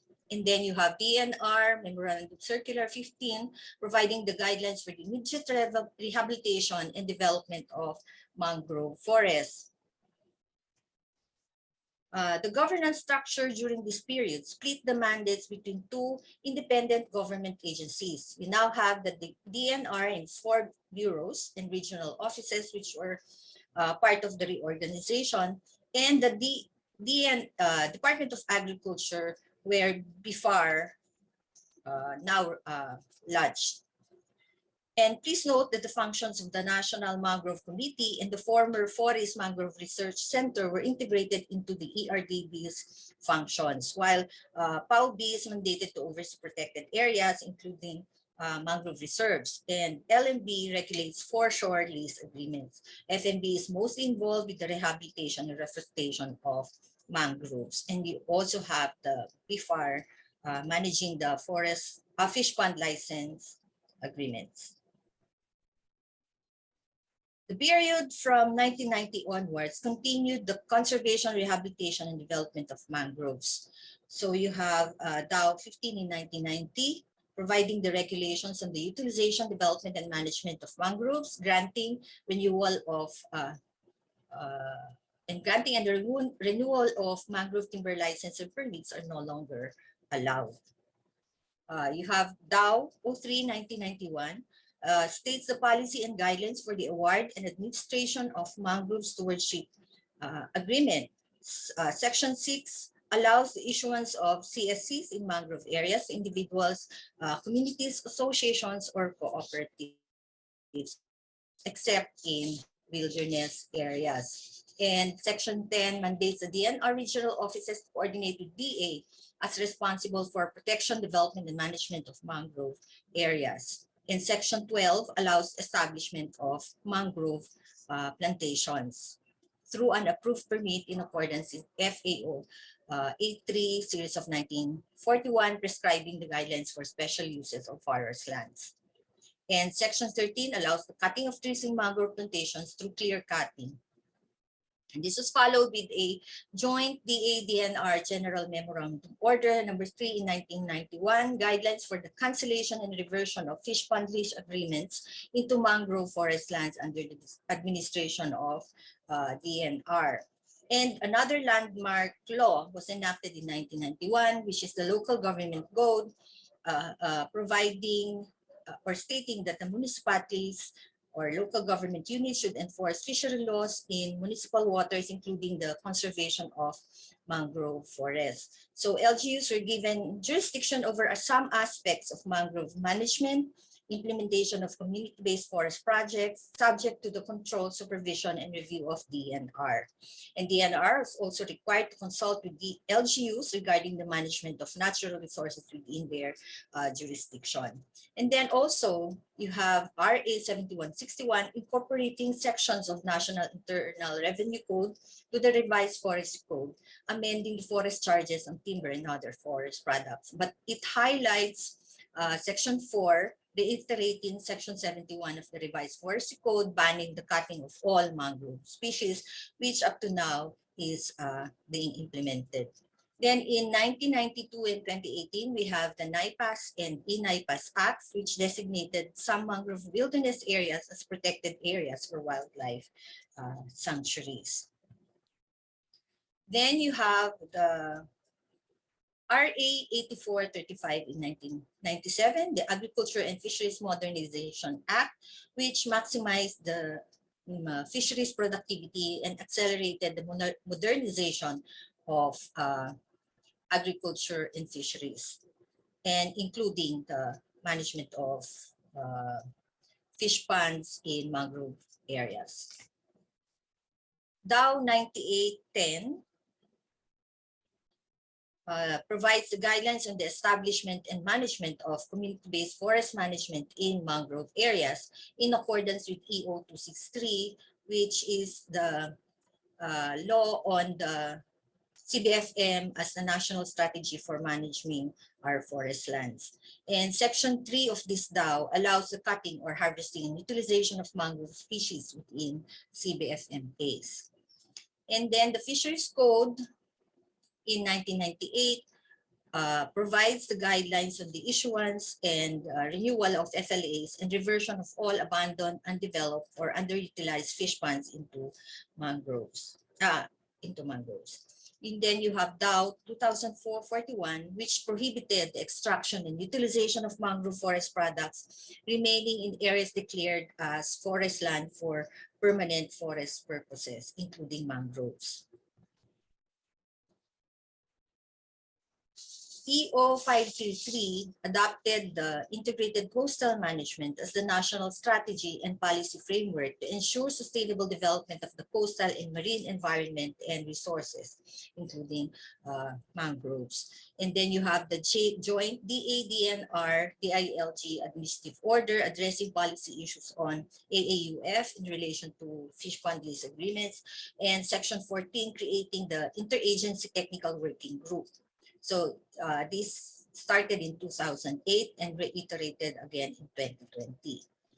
In 2011, we have the moratorium on logging in natural forests under EO 23, and it declared an interdepartmental convergence initiative for a national greening program, and Section 2 covers mangroves and protected areas for NGP projects. Then the Fisheries Code was amended in 2015. Section 9 provides that conversion of mangroves into fish ponds or other purposes is unlawful, and they increase the penalties from 10 million hectares per hectare, 10 million pesos per hectare, imprisonment from 6 months to 6 months to 6 years, and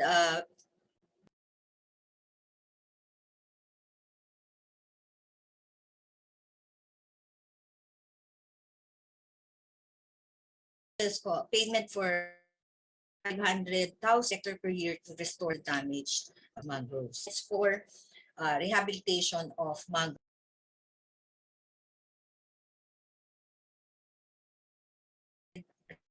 The creation of the agency working group, chaired by DNR with members from DA, BFAR, DILG, LGUs, and pharmacies to discuss recurring issues on AAUF. We will be hopefully hearing from ASEC Director Mars Amaro about this in the next webinar on the updates on this TWG. During this period, the governance of mangroves is shared among 3 agencies. You have the Department of Environment and Natural Resources, you have the Department of Agriculture, and now Department of Interior and Local Government, because of the Local Government Code providing LGUs with shared responsibility in the management of the country's natural resources. And of course, you have the National DAR, DNR, and DILG. And in the next few slides, we summarize the major policy issues and concerns. These are not comprehensive, but we group them into the major policy concerns of this period.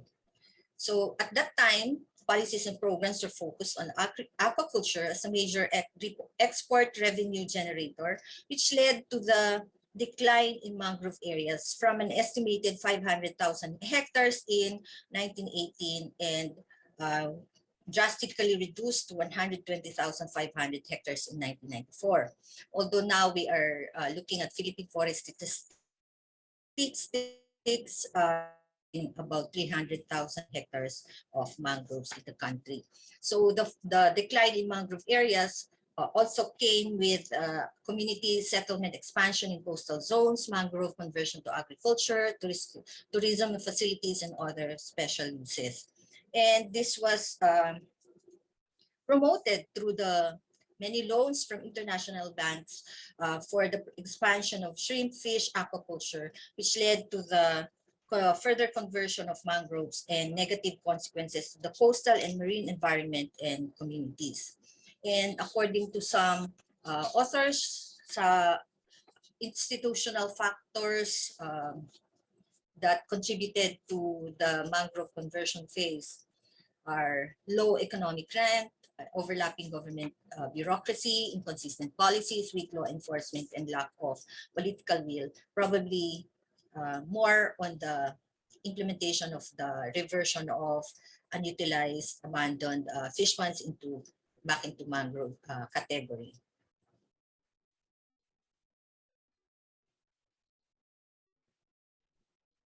In the 1980s, policies were geared towards protection and conservation of the remaining mangroves, which were rapidly being deforested.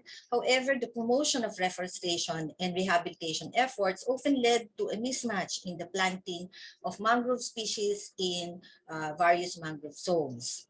By this time, the policies and guidelines on reverting abandoned, unutilized, underdeveloped fish ponds were already available, but there was difficulty seemingly in implementing them, given the involvement of independent agencies with differing mandates, which have their complexities and as mentioned in the previous phase, perhaps a lack of political will. This also led to weaknesses in governance and law enforcement, policy implementation, and monitoring issues.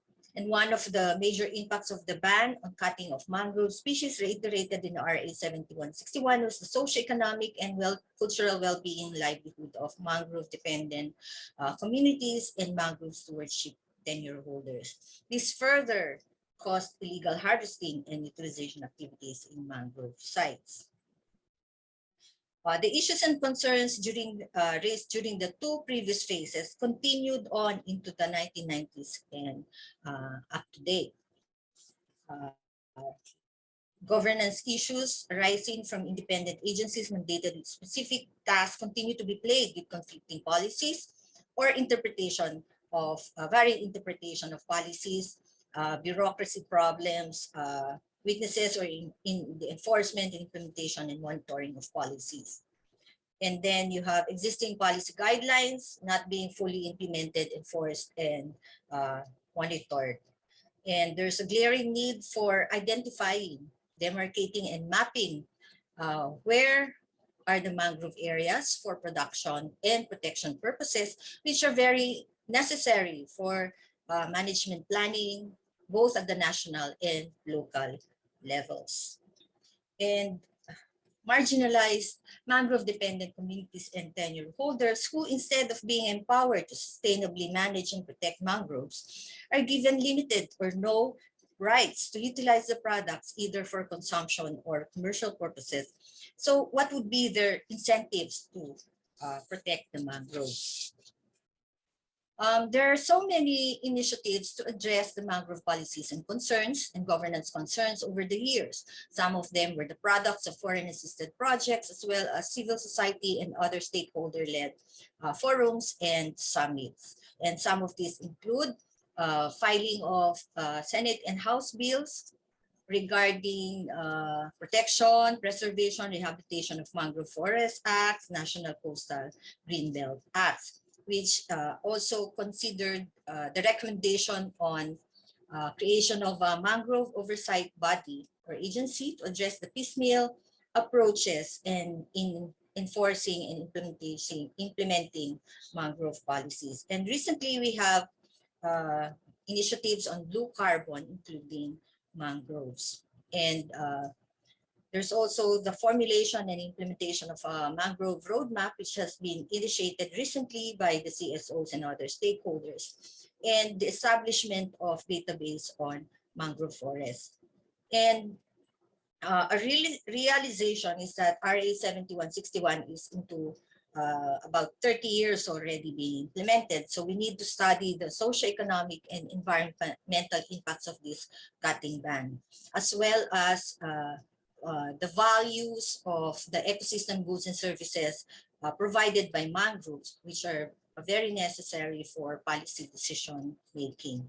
Then you have a lot of information, technical bulletins on various aspects of mangrove management and rehabilitation, but we need to strengthen and sustain IEC aimed not only to the frequently changing leadership in government agencies, but also to the general public who share equally in the benefits, but more so in the repercussions of mismanaged mangroves. So this is not a comprehensive nor a complete listing of mangrove policy issues, concerns, initiatives, and recommendations. Nonetheless, many of these initiatives address lingering concern and issues remain in the pipeline. So what would be the impetus for all sectors and stakeholders to take hold of this and act on them so that mangroves can be relied on to continuously protect and make resilient our islands and people from extreme climate change and anthropogenic activities? Finally, I would like to acknowledge the technical staff of the FDC who worked together in coming up with this presentation, and their names are listed in the slide. After this webinar, we invite you to join us again in the upcoming 3 webinars that will highlight various aspects of mangrove management, conservation, and development, including practices and lessons learned in local and international mangrove programs. So thank you very much, and we welcome your comments and suggestions during the open forum. Thank you.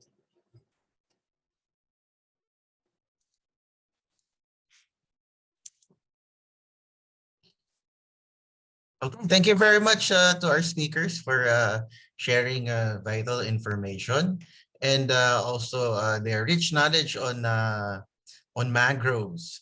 Okay, so we come now to the very meaty part of the webinar, which is the open forum. So I'll be your moderator for this part of the webinar. So I'd like to ask our previous speakers to please turn on their cameras and their mics. Okay, so some reminders for the open forum. Again, if you would like to be acknowledged, only click the raise hand button. Questions may be asked via the Q&A tab or via comment sections in our FB Live page. And then if you're going to ask a question, kindly indicate the name of the speaker you want your question directed to, and then state your name and organization before asking the question. Okay, so are all our speakers here already? Okay, so for the first question, this is from Roy Amatus from Pampanga State Agricultural University. I think this question is for Dr. Castillo. Dr. Castillo, are you there? Okay. So the question is, I'm just curious if we have a centralized agency that manages mangroves and mangrove ecosystems in the Philippines. I believe we have the DNR and BFAR as the main agencies managing mangroves, but their priority programs are not synchronized. So as far as I know, I would like to ask if we have something like a national mangrove development plan. This is from Roy Amatus from Pampanga State University. Thank you for the question. Yes, meron naman we have in fact mga, for instance niled ng ng grupo ng nila Seb Salmo yung we have yung Mangrove 2013 as a roadmap for mangrove. And on the parts ng R&D community, yung mangrove R&D also has a merong roadmap. In fact, it's part of the harmonized RDE na nililid ng PICAR.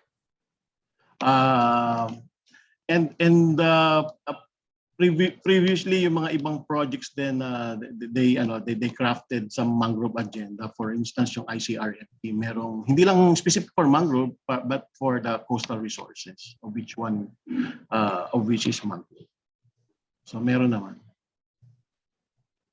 Okay, thank you, Dr. Castillo, for answering that. Encourage ko rin po yung ating mga speakers, no? So kung pwede po kayo magdagdag if there's a question being asked for a specific speaker. After answering, pwede po kayong magdagdag if you think na makakadagdag po yun, makakasagot po dun lalo sa tanong ng ating mga participants. So thank you, Dr. Castillo, for that answer. Okay, so let's proceed on. Second question. I think this question is for Dr. Blanco. Yes. From anonymous question. Okay, so government efforts have been geared towards mangrove protection and conservation. Why is it that as of 2020, data presented by Dr. Blanco, mangrove areas still continue to decline? Is this mainly because of natural disasters like recent typhoons? Thank you. So I think Dr. Based on the Blanco, analysis that I've shown, malaki yung part talaga yung yung effect ng typhoon.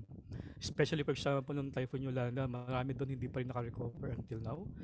In fact, nung may mga studies nyo ngayon dyan, field surveys, na linking yung binanggit ni Dr. Dixon, ni Dr. Castillo, na changes in hydrology. Kakagaling lang ni Dr. Rene sa Samar, at inaaral doon yung changes sa daloy ng tubig, and isa yun sa mga reason kung bakit hindi nakaka-recover yung mangroves. And even sa Lawaan and Balangiga, there are, say, ang hypothesis ay may mixing of sediments and changes in the elevation during or brought about by Typhoon Yolanda, and maraming areas pa rin ang hindi nakaka-recover na mangroves. No? So, bukod doon, syempre may mga iba pong factors katulad ng anthropogenic, do sa analysis namin hindi nakita yun dahil nasa regional scale, no? But if we go into much detail, into greater detail doon sa analysis of those layers, makikita natin na maraming losses due to anthropogenic activities. In Kawit, Cavite, ang mismong LGU gumawa dyan ng port, no? And then we can see na tagang nagputol din ng mangroves, and also may mga losses due to conversion katulad ng sa Pogo Island, no? But malaking factor din talaga nga yung natural causes, no? Sea level rise, tapos meron kang coastal squeeze na tinatawag. Thank you, Dr. Blanco. Dr. Gevaña would like to add something to that. Okay. So follow up for Dr. Blanco, yes, would you have the link for the recent mangrove cover for Cebu and by town? Yeah. By any chance? So far, we have released 2019, but those 3 maps, we are still validating it, and probably we will release it in the next few months. Baka timing namin doon sa second National Blue Carbon Symposium, which will happen in May. And maraming mga in-invite doon na parang keynote speakers, no, including Dr. Lovelock. So it would be good to also attend that symposium. Sir, if ever, saan po natin ma-access yung information na yan? Yeah, so far we are improving our website, yung Blue Cares website, Blue Carbon Project, and then meron tong links ng kung saan pwedeng makuha yung data. But if they would like to inquire, so they can email me or the project. I will put in the chat box yung aking email address. Okay, thank you very much. Yan, so ilalagay po ni Dr. Blanco yung email niya for any inquiries. Okay, let's proceed now to the next question. Again, for Dr. Blanco. This is from Forester Dexter Cabajo. So mangrove, both plantation and natural forests were devastated by storm surges and strong typhoon, particularly Haiyan and Odette. So in case of Haiyan, which struck in 2013, which is covered by your analysis, which do you think is more vulnerable to the impact of storm surges, plantation or natural forests? And which do you think is able to recover? Siyempre yung natural sagot dyan usually is yung natural, no? Natural because of their innate, say, resiliency and so on. But we have not really made those study. For example, in Lawaan, Balangiga, Samar, we have not identified or mapped through remote sensing areas which were replanted or areas which grown because of natural growth, no? So parang kailangan pa namin tignan yon in more detail. But maybe the other speakers who are experts in biology, conservation, ecology will be able to provide additional answer. Okay, thank you, Dr. Blanco. So next question, this is for Dr. Castillo. Yes. It was illustrated in one of the maps of Dr. Blanco that there was a decline in the mangrove forest in the Manila Bay area. What are the specific initiatives of the DENR in improving the mangrove forests of the said ecosystem, especially with the ongoing Manila Bay Rehabilitation Program? Thank you, Raymond. Yung at the moment, no, if we are talking about Manila Bay, no, malaki yung Manila Bay, pero yung portion lang nung rehab at the moment ay nakafocus doon sa portion ng doon along Rojas Boulevard, no. Merong currently naman na mga mangrove revegetation effort, pero yun nga, very limited kasi yung space doon sa area na yun, ano. So for one, doon meron dito sa may Baseco area.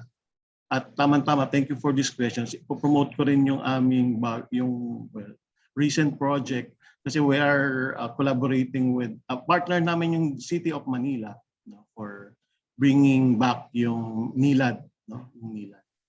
So mga baby steps na paunti-unti ay naibabalik natin yung nilad sa City of Manila.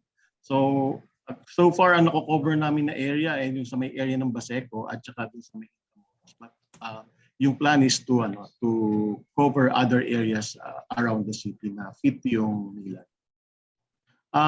Yun nga, yung ibang areas pa around Manila Bay, marami naman mga efforts on mangrove, especially kunyari dito sa may area ng Pampanga, sa may Sasmuan. Very active yung LGU diyan pagdating sa protection ng mangrove at rehabilitation. And many other areas doon sa around other areas ng Manila. So, yeah. Thank you. Thank you, Dr. Castillo. So next question, this is for Dr. Gevaña. So Siargao Mangrove is originally old growth forest in 1950 to 1970s. And due to continuous cutting, it became a dwarf, as mentioned, and dominated by Rhizopora. So the inquiry is based on the impact of Haiyan to mangrove plantation and natural forest. Do you think Rhizopora stand in Siargao can recover based on the vulnerability and recovery rate? And then another question is, among their mangrove species, which do you think are more resilient and vulnerable? And then based on your answers, what specific recommendations can you generate from the resiliency and vulnerability of the mangrove species in the rehabilitation to adapt to the impact of climate change? So medyo mahaba po. Sir, I think sana nakuha nyo. If not, ulitin ko po. Yes, paulit. Joke lang.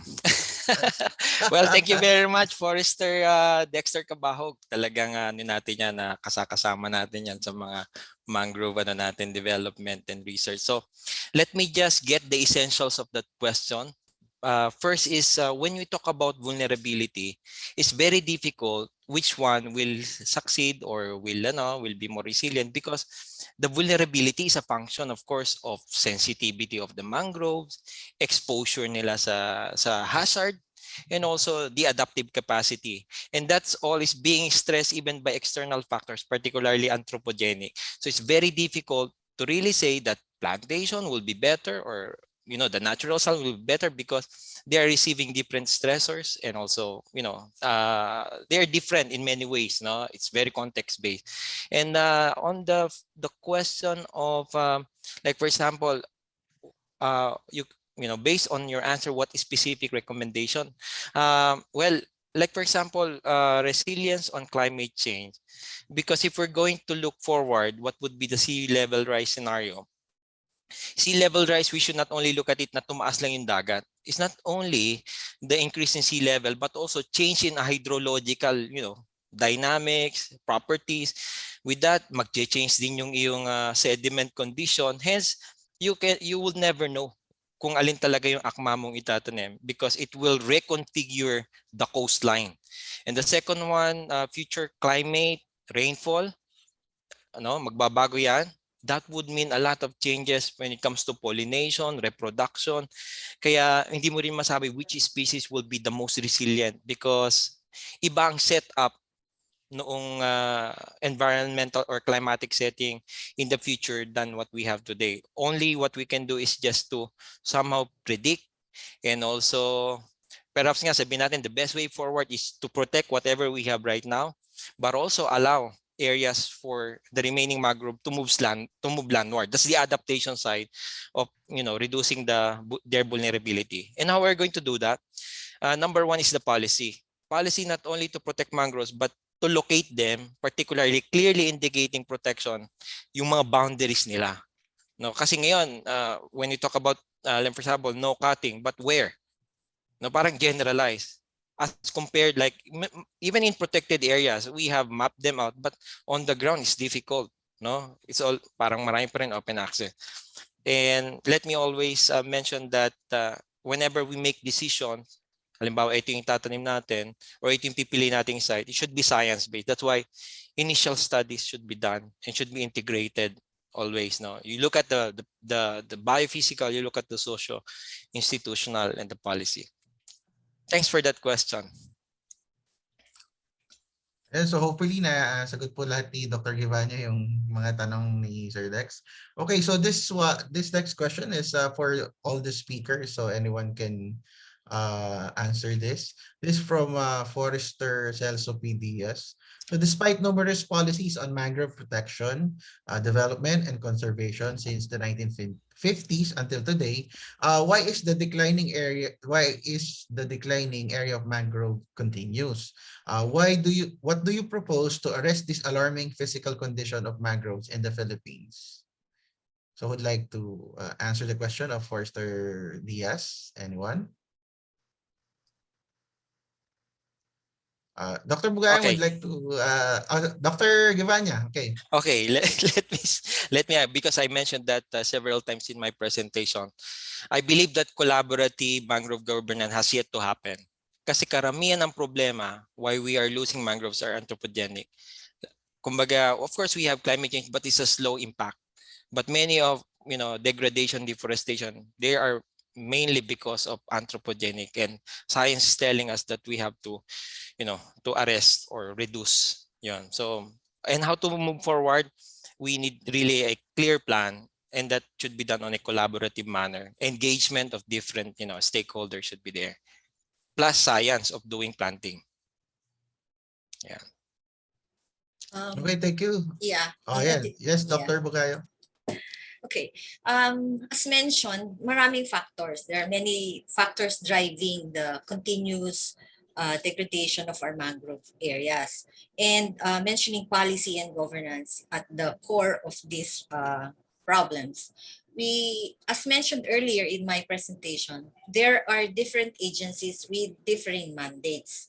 And the way that they even interpret the policies are also different based on their priorities in their programs and policies.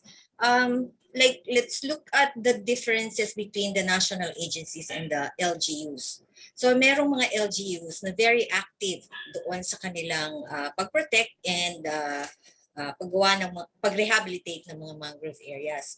It's because they're closer to the areas and sila yung unang naapektuhan whatever happens, whether it's natural or anthropogenic yung causes ng degradation.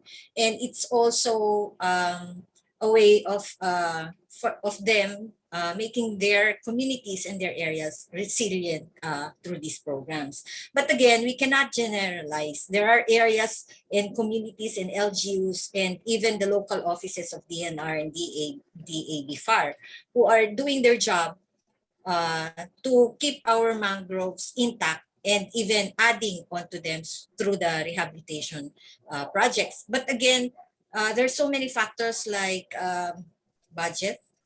That's one problem. But we have also heard instances where private and even CSO involvement in the rehabilitation of mangroves are helping towards making up the losses that we've had in the past decades. So hindi siya madaling sagutin through policy and governance, but definitely we're looking at we need to review ano ba yung policy ng land about mangroves.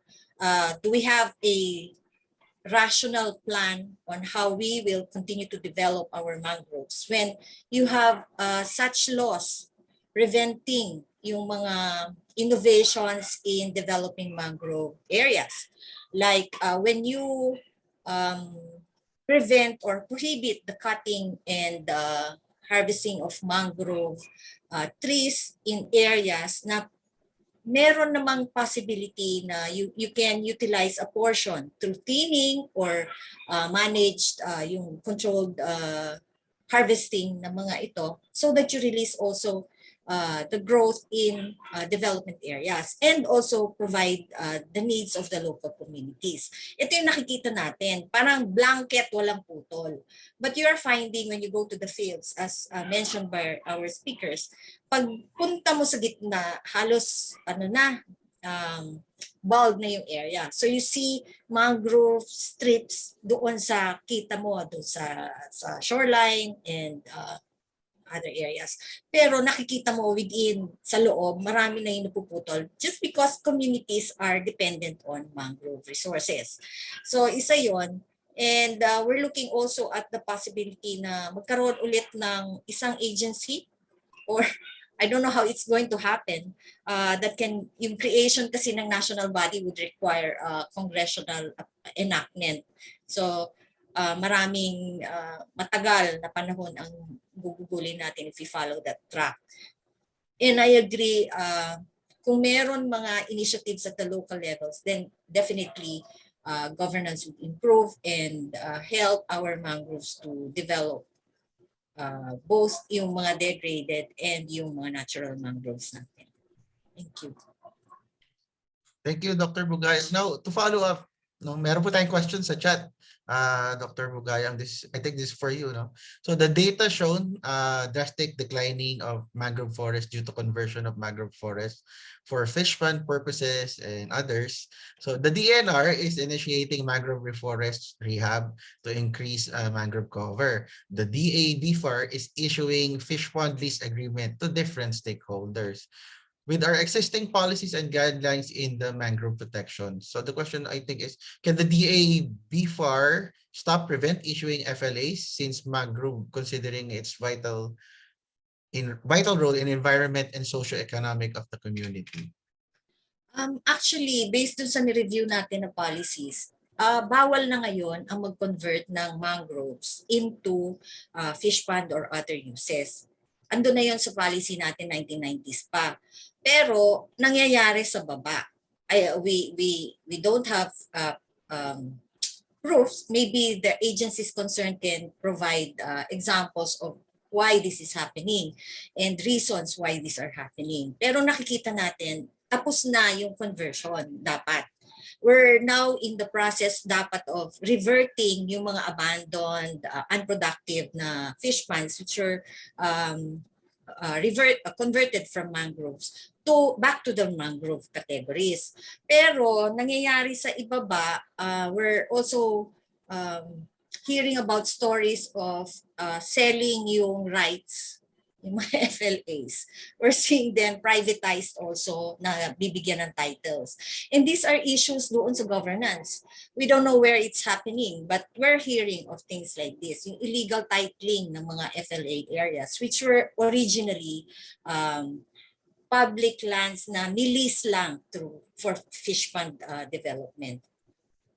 So it's really a complex problem, and it's not solvable by just one agency. Kailangan nga yung collaboration and how we can address these issues. Pero nakikita natin political will is paramount para ma-address yung mga policy problems and issues na ganito.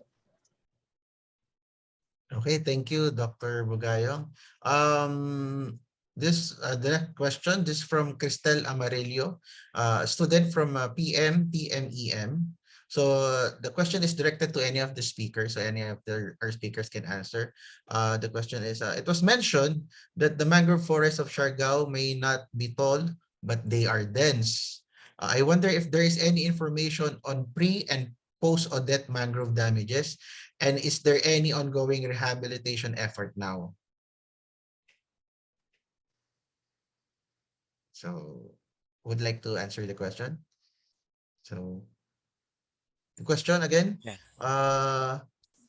Sir Dixon, yes, Sir Dixon. Yeah, I'm quite familiar for the pre. There were many studies already, but for the post, I'm not sure yet. But there's like I think DNR is conducting the damage assessment. I'm not sure if mangroves is included on the damage assessment. Hopefully, sana merong gagawin. Yeah, if I may. Yes, sir. Yes, I think ongoing yung damage assessment dun sa area. Kasi yun yung magiging basis for drawing up a rehabilitation plan. Okay, thank you, Dr. Castillo, for answering the question. Ito pinaka-recent po na sa Q&A tab natin. This is from Norhana Desimban. So the question is, gaano po binibigyang halaga ang mangroves? Paano niyo po i-campaign ang planting mangroves? Ayan. Any of our speakers can answer this question.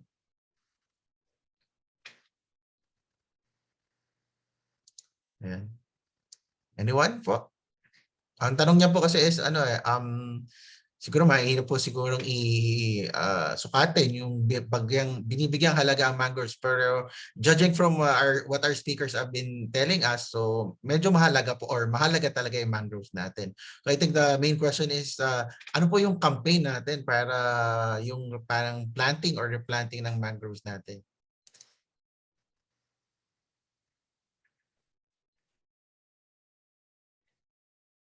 Any national campaign on this, Dr. Castillo or Dr. Gevaña?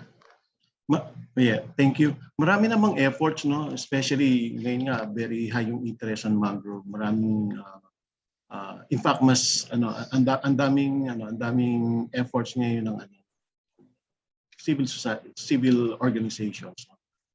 To bring back mangrove sa atin.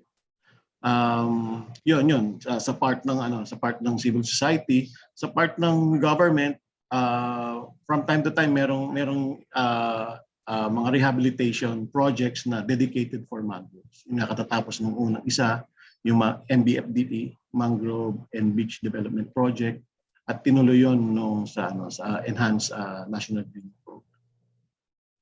Kasi patuloy yung IEC ng ating mga DNR field offices. In fact, merong mga periodic na webinar ang target audience ay mga high school. So to increase yung knowledge and awareness on the importance of mangroves. So yun. Thank you.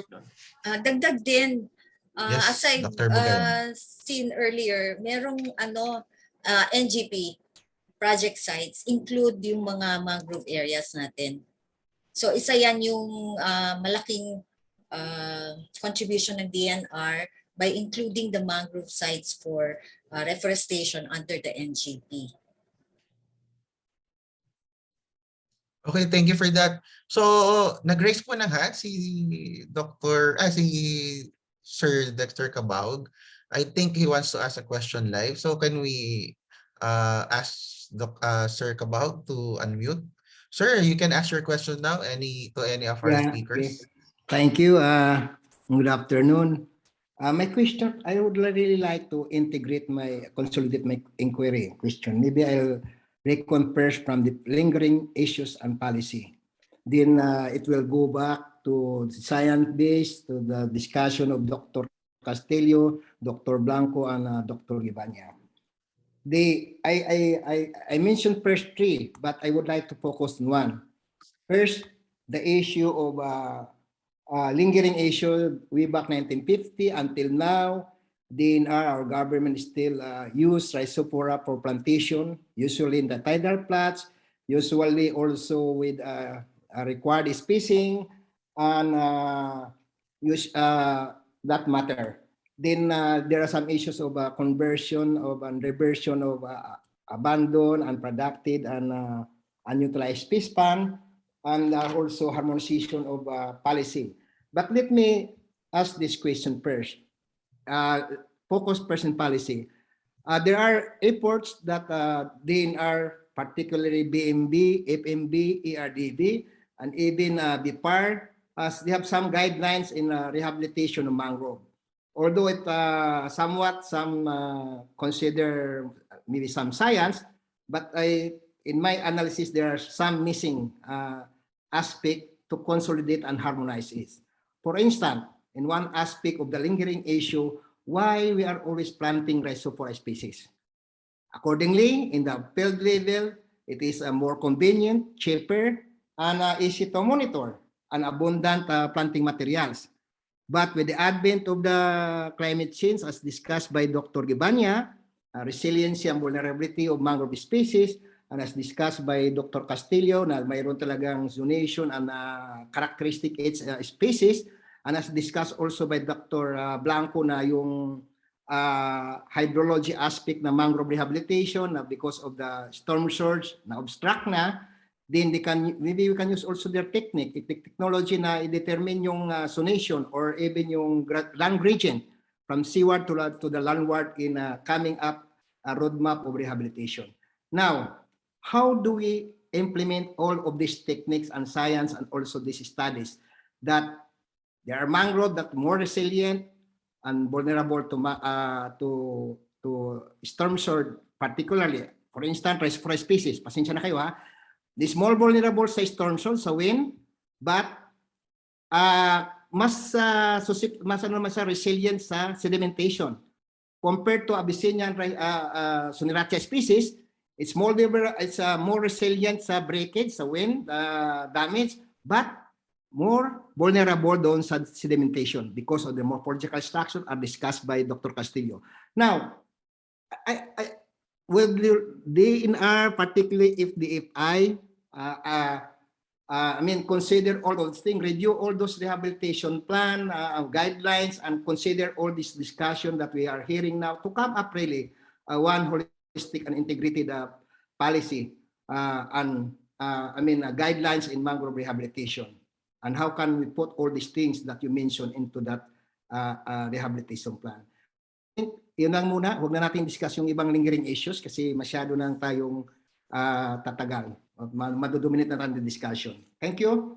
I hope all of you contribute to my inquiry. Salamat, Forester Dexter Kabahog. Isa yan sa mga original na mga experts sa mangrove sa bayan natin. I think I met him dito sa college and then nag-work siya sa NRMC. And he's involved in many mangrove projects until now. Yun yung kanyang love na field. So I understand where he's coming from. Pero alam mo rin, Forester Kabahog, that we have a lot to learn from the field implementation of these projects. Katulad ng nabanggit natin, masyadong target-oriented yung ibang mga rehabilitation projects natin, reforestation projects, na kailangan magtanim ka ng ganitong hectareage and the species, ito yung itatanim kasi iyan yung available. So I think meron ng mga technical bulletins na issue to correct yung mga ganitong practices like right, Dr. Alan? Lumabas na yung mga technical bulletins natin dyan. So your question is really having the right leadership para magkaroon ng isang rational development project or program for our mangrove rehabilitation projects. Tama ka, kailangan natin ng science-based technologies. But what's happening on the ground ay also depends on yung mga targets na may budget kang ganito, kailangan maubos a certain period of the year.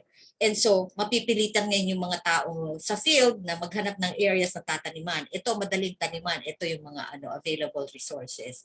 And that's a reality on the ground we're seeing.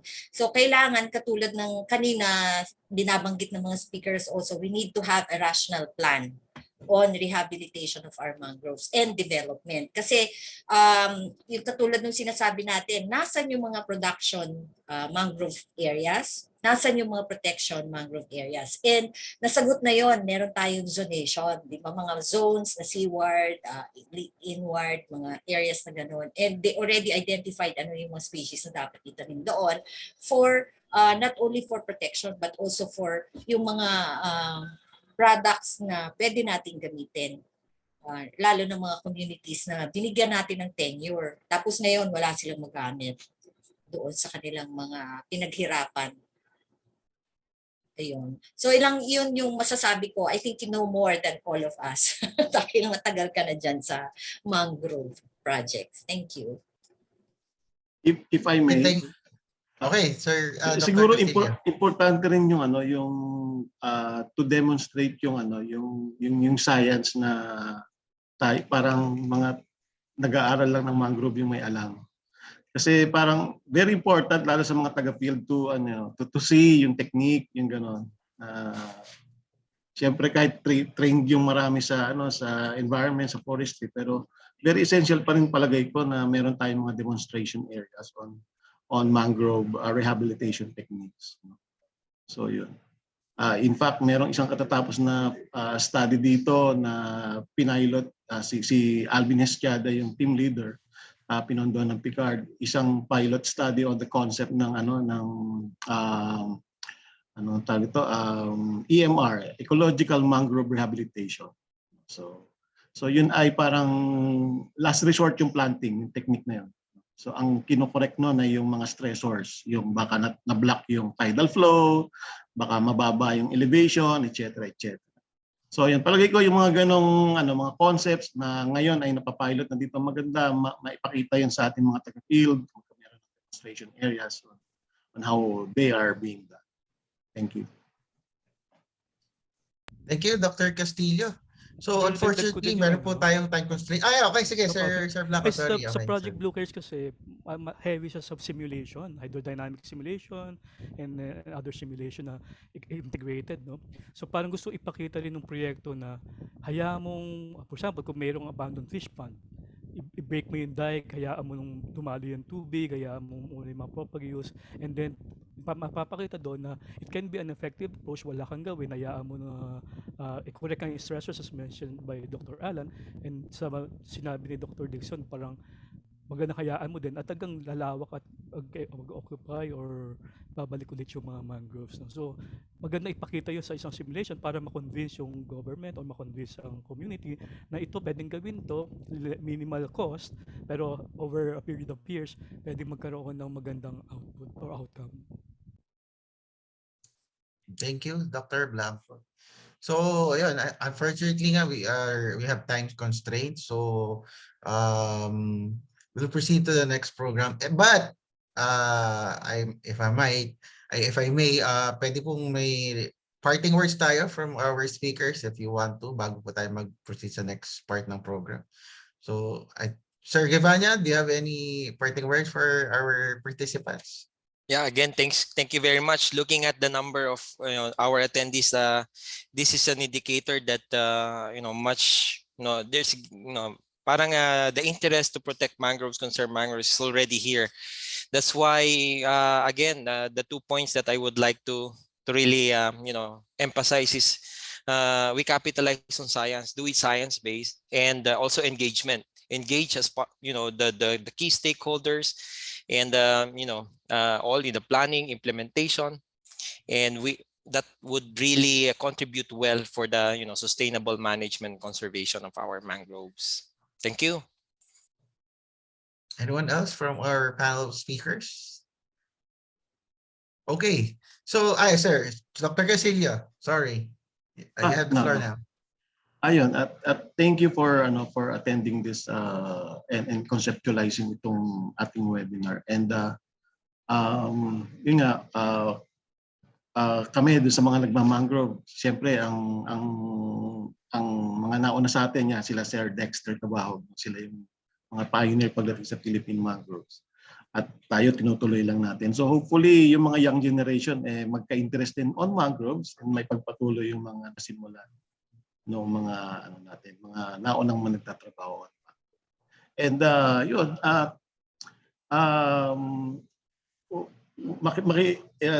clearly hindi talaga yung work on mangrove and reversing the trend ay talagang very enormous task, and hindi talaga hindi kailangan ng government talaga yung participation ng lahat ng sectors para ma-reverse natin yung trend. Thank you. Thank you, Dr. Castillo. Anyone else? Yeah. Siguro sa Dr. Blanco. Sa PhilSA kasi parang magsisimula kami ng programa na magbubuo ng network sa LGUs para yung space data, yung images, yung mga assessments and nakikita sa images ay talagang maibigay doon sa ground, maibigay sa LGUs. So of course, pati din sa NGAs, para magamit kaagad, Parang ayaw naming hintayin na merong sakuna o merong ibang disasters bago bibigay o bago magkaroon ng assessment at mag-map. Dapat tuloy-tuloy yung pagmamonitor ng disturbances at timbrehan or bigyan ng alerts or messages yung mga nasa ground para maka-action, para makita kung paano ma-arrest yung ganung decline o ganung disturbance. So yun ay kailangan syempre ng tulungan ng lahat ng sektor. So, thank you. Thank you, Dr. Blanco. Dr. Bugayong. Thank you sa ating mga speakers and our participants. Please look forward to the next 3 webinars that we'll be holding. Yung second one would be tentatively set on April 7, and we are inviting officials from the governance agencies from DNR, probably from DABFAR and the ILG and some other sectors. So that will be on April 7. And doon sa mga questions na hindi nasagot, there are so many questions na na-raise din na hindi, siguro mas dapat sila yung sumagot. So we're inviting you to participate in the upcoming webinars. Salamat po. Thank you, Dr. Bugayong. Ayan, so sa mga participants po natin, yung mga hindi po namin naitanong, we'll try our best po to connect it to our speakers. So hopefully masagot po nila, and then we'll contact you po. Ayan, so thank you very much for our speakers for being engaging sa ating open forum. So I'll turn it over to my colleague, Michiko, for the next part of the program. Thank you very much. All right, thank you, Raymond. Now to express our thanks to the speakers for lending us their knowledge, their presence, and their time, we would like to honor you with this certificate of appreciation. I will just read the citation. The certificate of appreciation is awarded to Jose Alan A. Castillo. I will just enumerate the names. Ariel C. Blanco, Dixon D. T. Gevaña, Leonida A. Bugayong for serving as speaker during the Forest Policy ETalks 2022 FTC webinar series on Turning the Tide, Why Mangrove Matters. First webinar, Rediscovering Mangroves, with support from the Information Technology Center, UPLB, via Zoom webinar, given this 3rd day of March 2022. Signed, Leonida A. Bugayong, the officer in charge of the FDC UPLB CFNR, and Marlo D. Mendoza, Dean of CFNR UPLB. May we give so now may we give them a warm virtual round of applause. Thank you. Ayan. So again, thank you so much po to our speakers. May we just request them to kindly show us their certificates.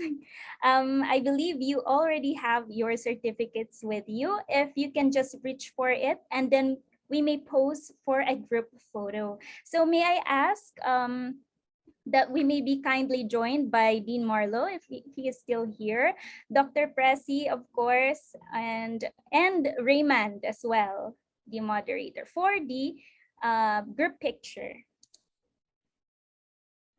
Okay, I will just spotlight you in po.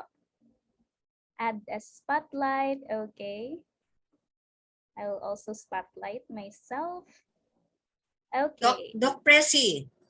Yes, Ma'am Pre, if your internet is stable. Hindi ko ma-on ang aking camera. Okay. Naka-stop. Okay, pwede naman siyang i-spotlight na di ba? Yung okay picture na niya. yan. Okay. Picture niya. Yan. Okay, please just smile with your certificates po, our speakers, if it's if you have it.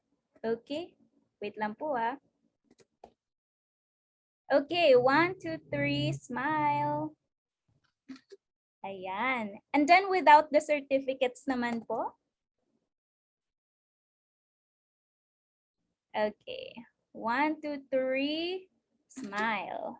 Okay, we are done with the picture taking. Ayan. Thank you so much po to our speakers. Thank you, Kuya Raymond, for moderating. Ayan, to officially conclude the webinar, may I request the former director of FDC, Dr. Priscila C. Dolom, to deliver her closing remarks. Okay, thank you, Michiko. Good afternoon, everyone. Time to go home. Time to close our internet. On behalf of the FDC Director, Dr. Len Bugayong, and FDC staff, I would like to thank our speakers and participants for attending the FDC Forest Policy ETalks 2022 webinar series on Turning the Tide, Why Mangroves Matter. As a brief background, we started the FDC Forest Policy ETalks webinar series in 2020 due to pandemic. We tried to explore a platform where we could reach out to the concerned stakeholders regarding the recent policy issues that need to be addressed and the appropriate policy actions, recommendations that need to be discussed. On that year, 2020, we were able to conduct 8 forest policy ETalks on different policy concerns or issues with the speakers from various government agencies, private institutions, academia, and civil society organizations or groups. Last year, 2021, we were able to conduct another 8 forest policy ETalks and were able to launch the Save Our Watershed campaign in partnership with the Forest Land Management Program of the Forest Management Bureau, DNR.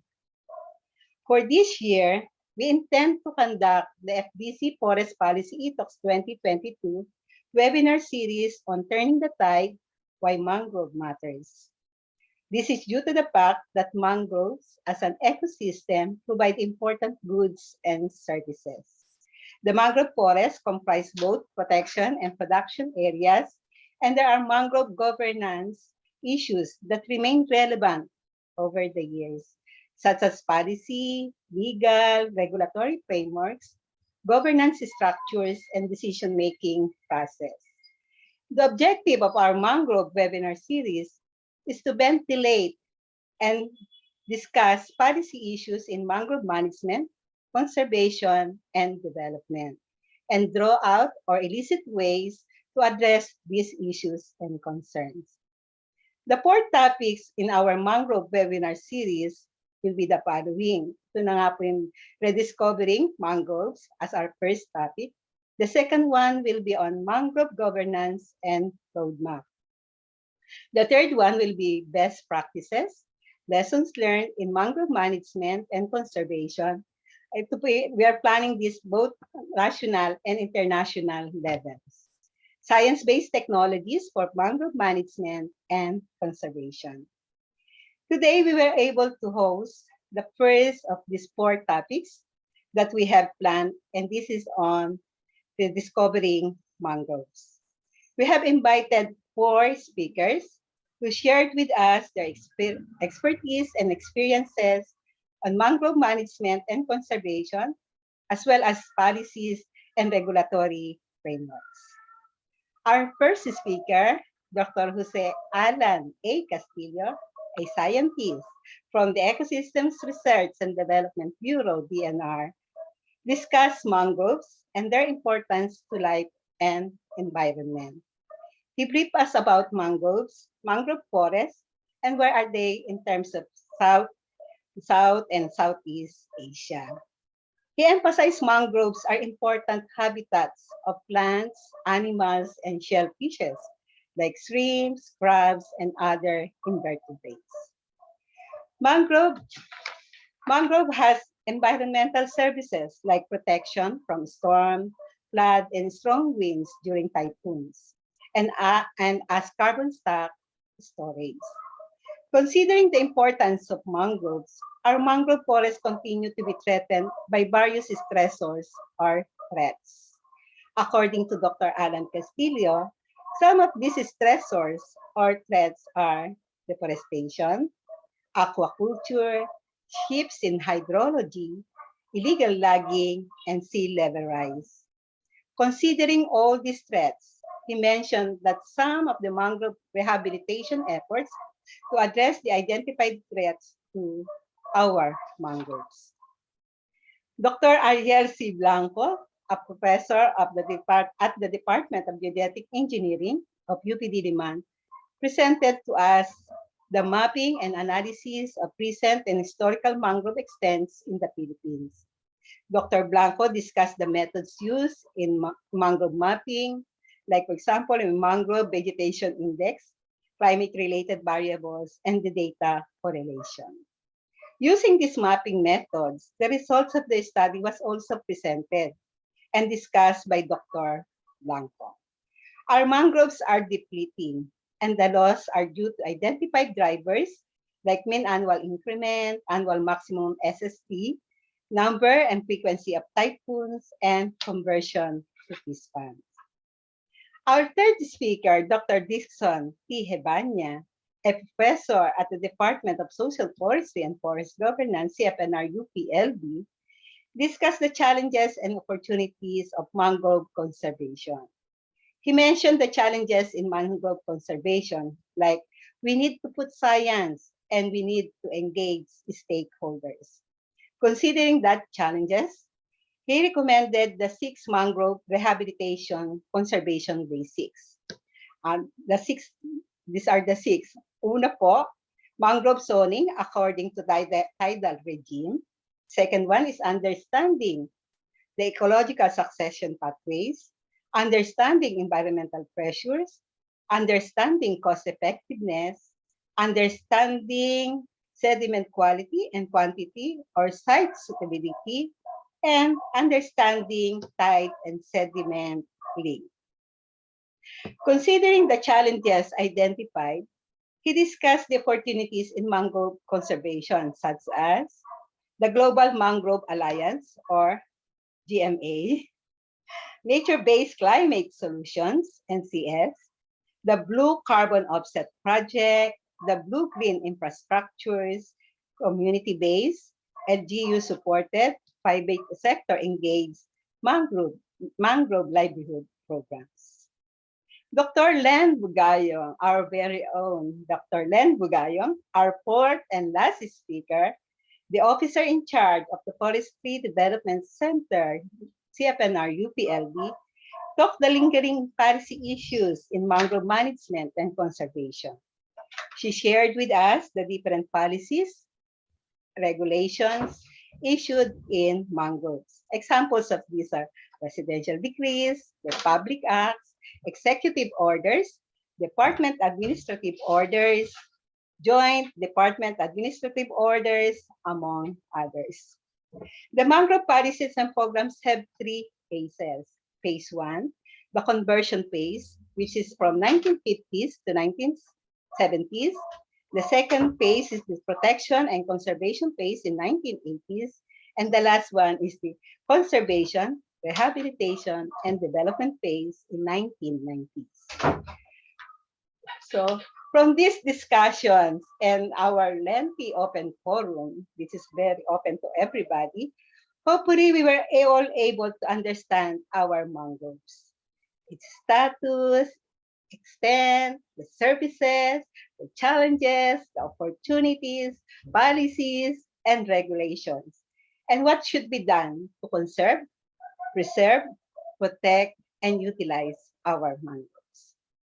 On behalf of the FDC staff, we would like to thank our Dean, Professor Marlo Mendoza, who is always very supportive po talaga sa FDC, for his welcoming remarks. Our speakers, Dr. Jose Alan A. Castillo, may inaanak, Dr. Ariel C. Blanco, Dr. Dixon T. Gevaña, and Dr. Len A. Bugayong, for generously sharing with us their time and knowledge on mangroves. To all the participants via Zoom and Facebook Live, thank you for your support and participation to our Forest Policy ETalks FDC webinar series since 2020 and even up to this year. To our colleagues from the College of Forestry and Natural Resources and UPLB, thank you very much po. To FDC staff, congratulations, and let's continue our advocacy. Mabuhay and stay safe, everyone. Thank you so much, ma'am, for that closing remarks. All right. And thank you to the 530 Zoom participants as well as the 99 viewers via FB Live. Ayan, salamat po sa inyong participation. This has been definitely a productive day, and we will be having more webinars on mangroves. As you already know, this is just the first webinar of the series. And to know more about what we do here are our socials. You may follow and subscribe through here. Ayan po. So Facebook and YouTube, you can find us there. UPLB Forestry Development Center. And next, kindly accomplish this post-evaluation form on or before the 10th of March 2022 until 12 o'clock at noon to receive your e-certificate of participation. So just kindly click on this link and scan the QR code here through your camera phone. Okay, and finally, we are of course excited to continue this conversation. Hence, we are delighted to present the second webinar on Turning the Tide, Why Mangroves Matter, a forest policy ETalks on mangrove governance and roadmap, next month on the 7th of April, 2022. We will post more details on our Facebook, so stay tuned. Again, thank you so much for your participation and your enthusiasm. Again, this is Michiko Buot, your host for this webinar. Keep safe and see you next time.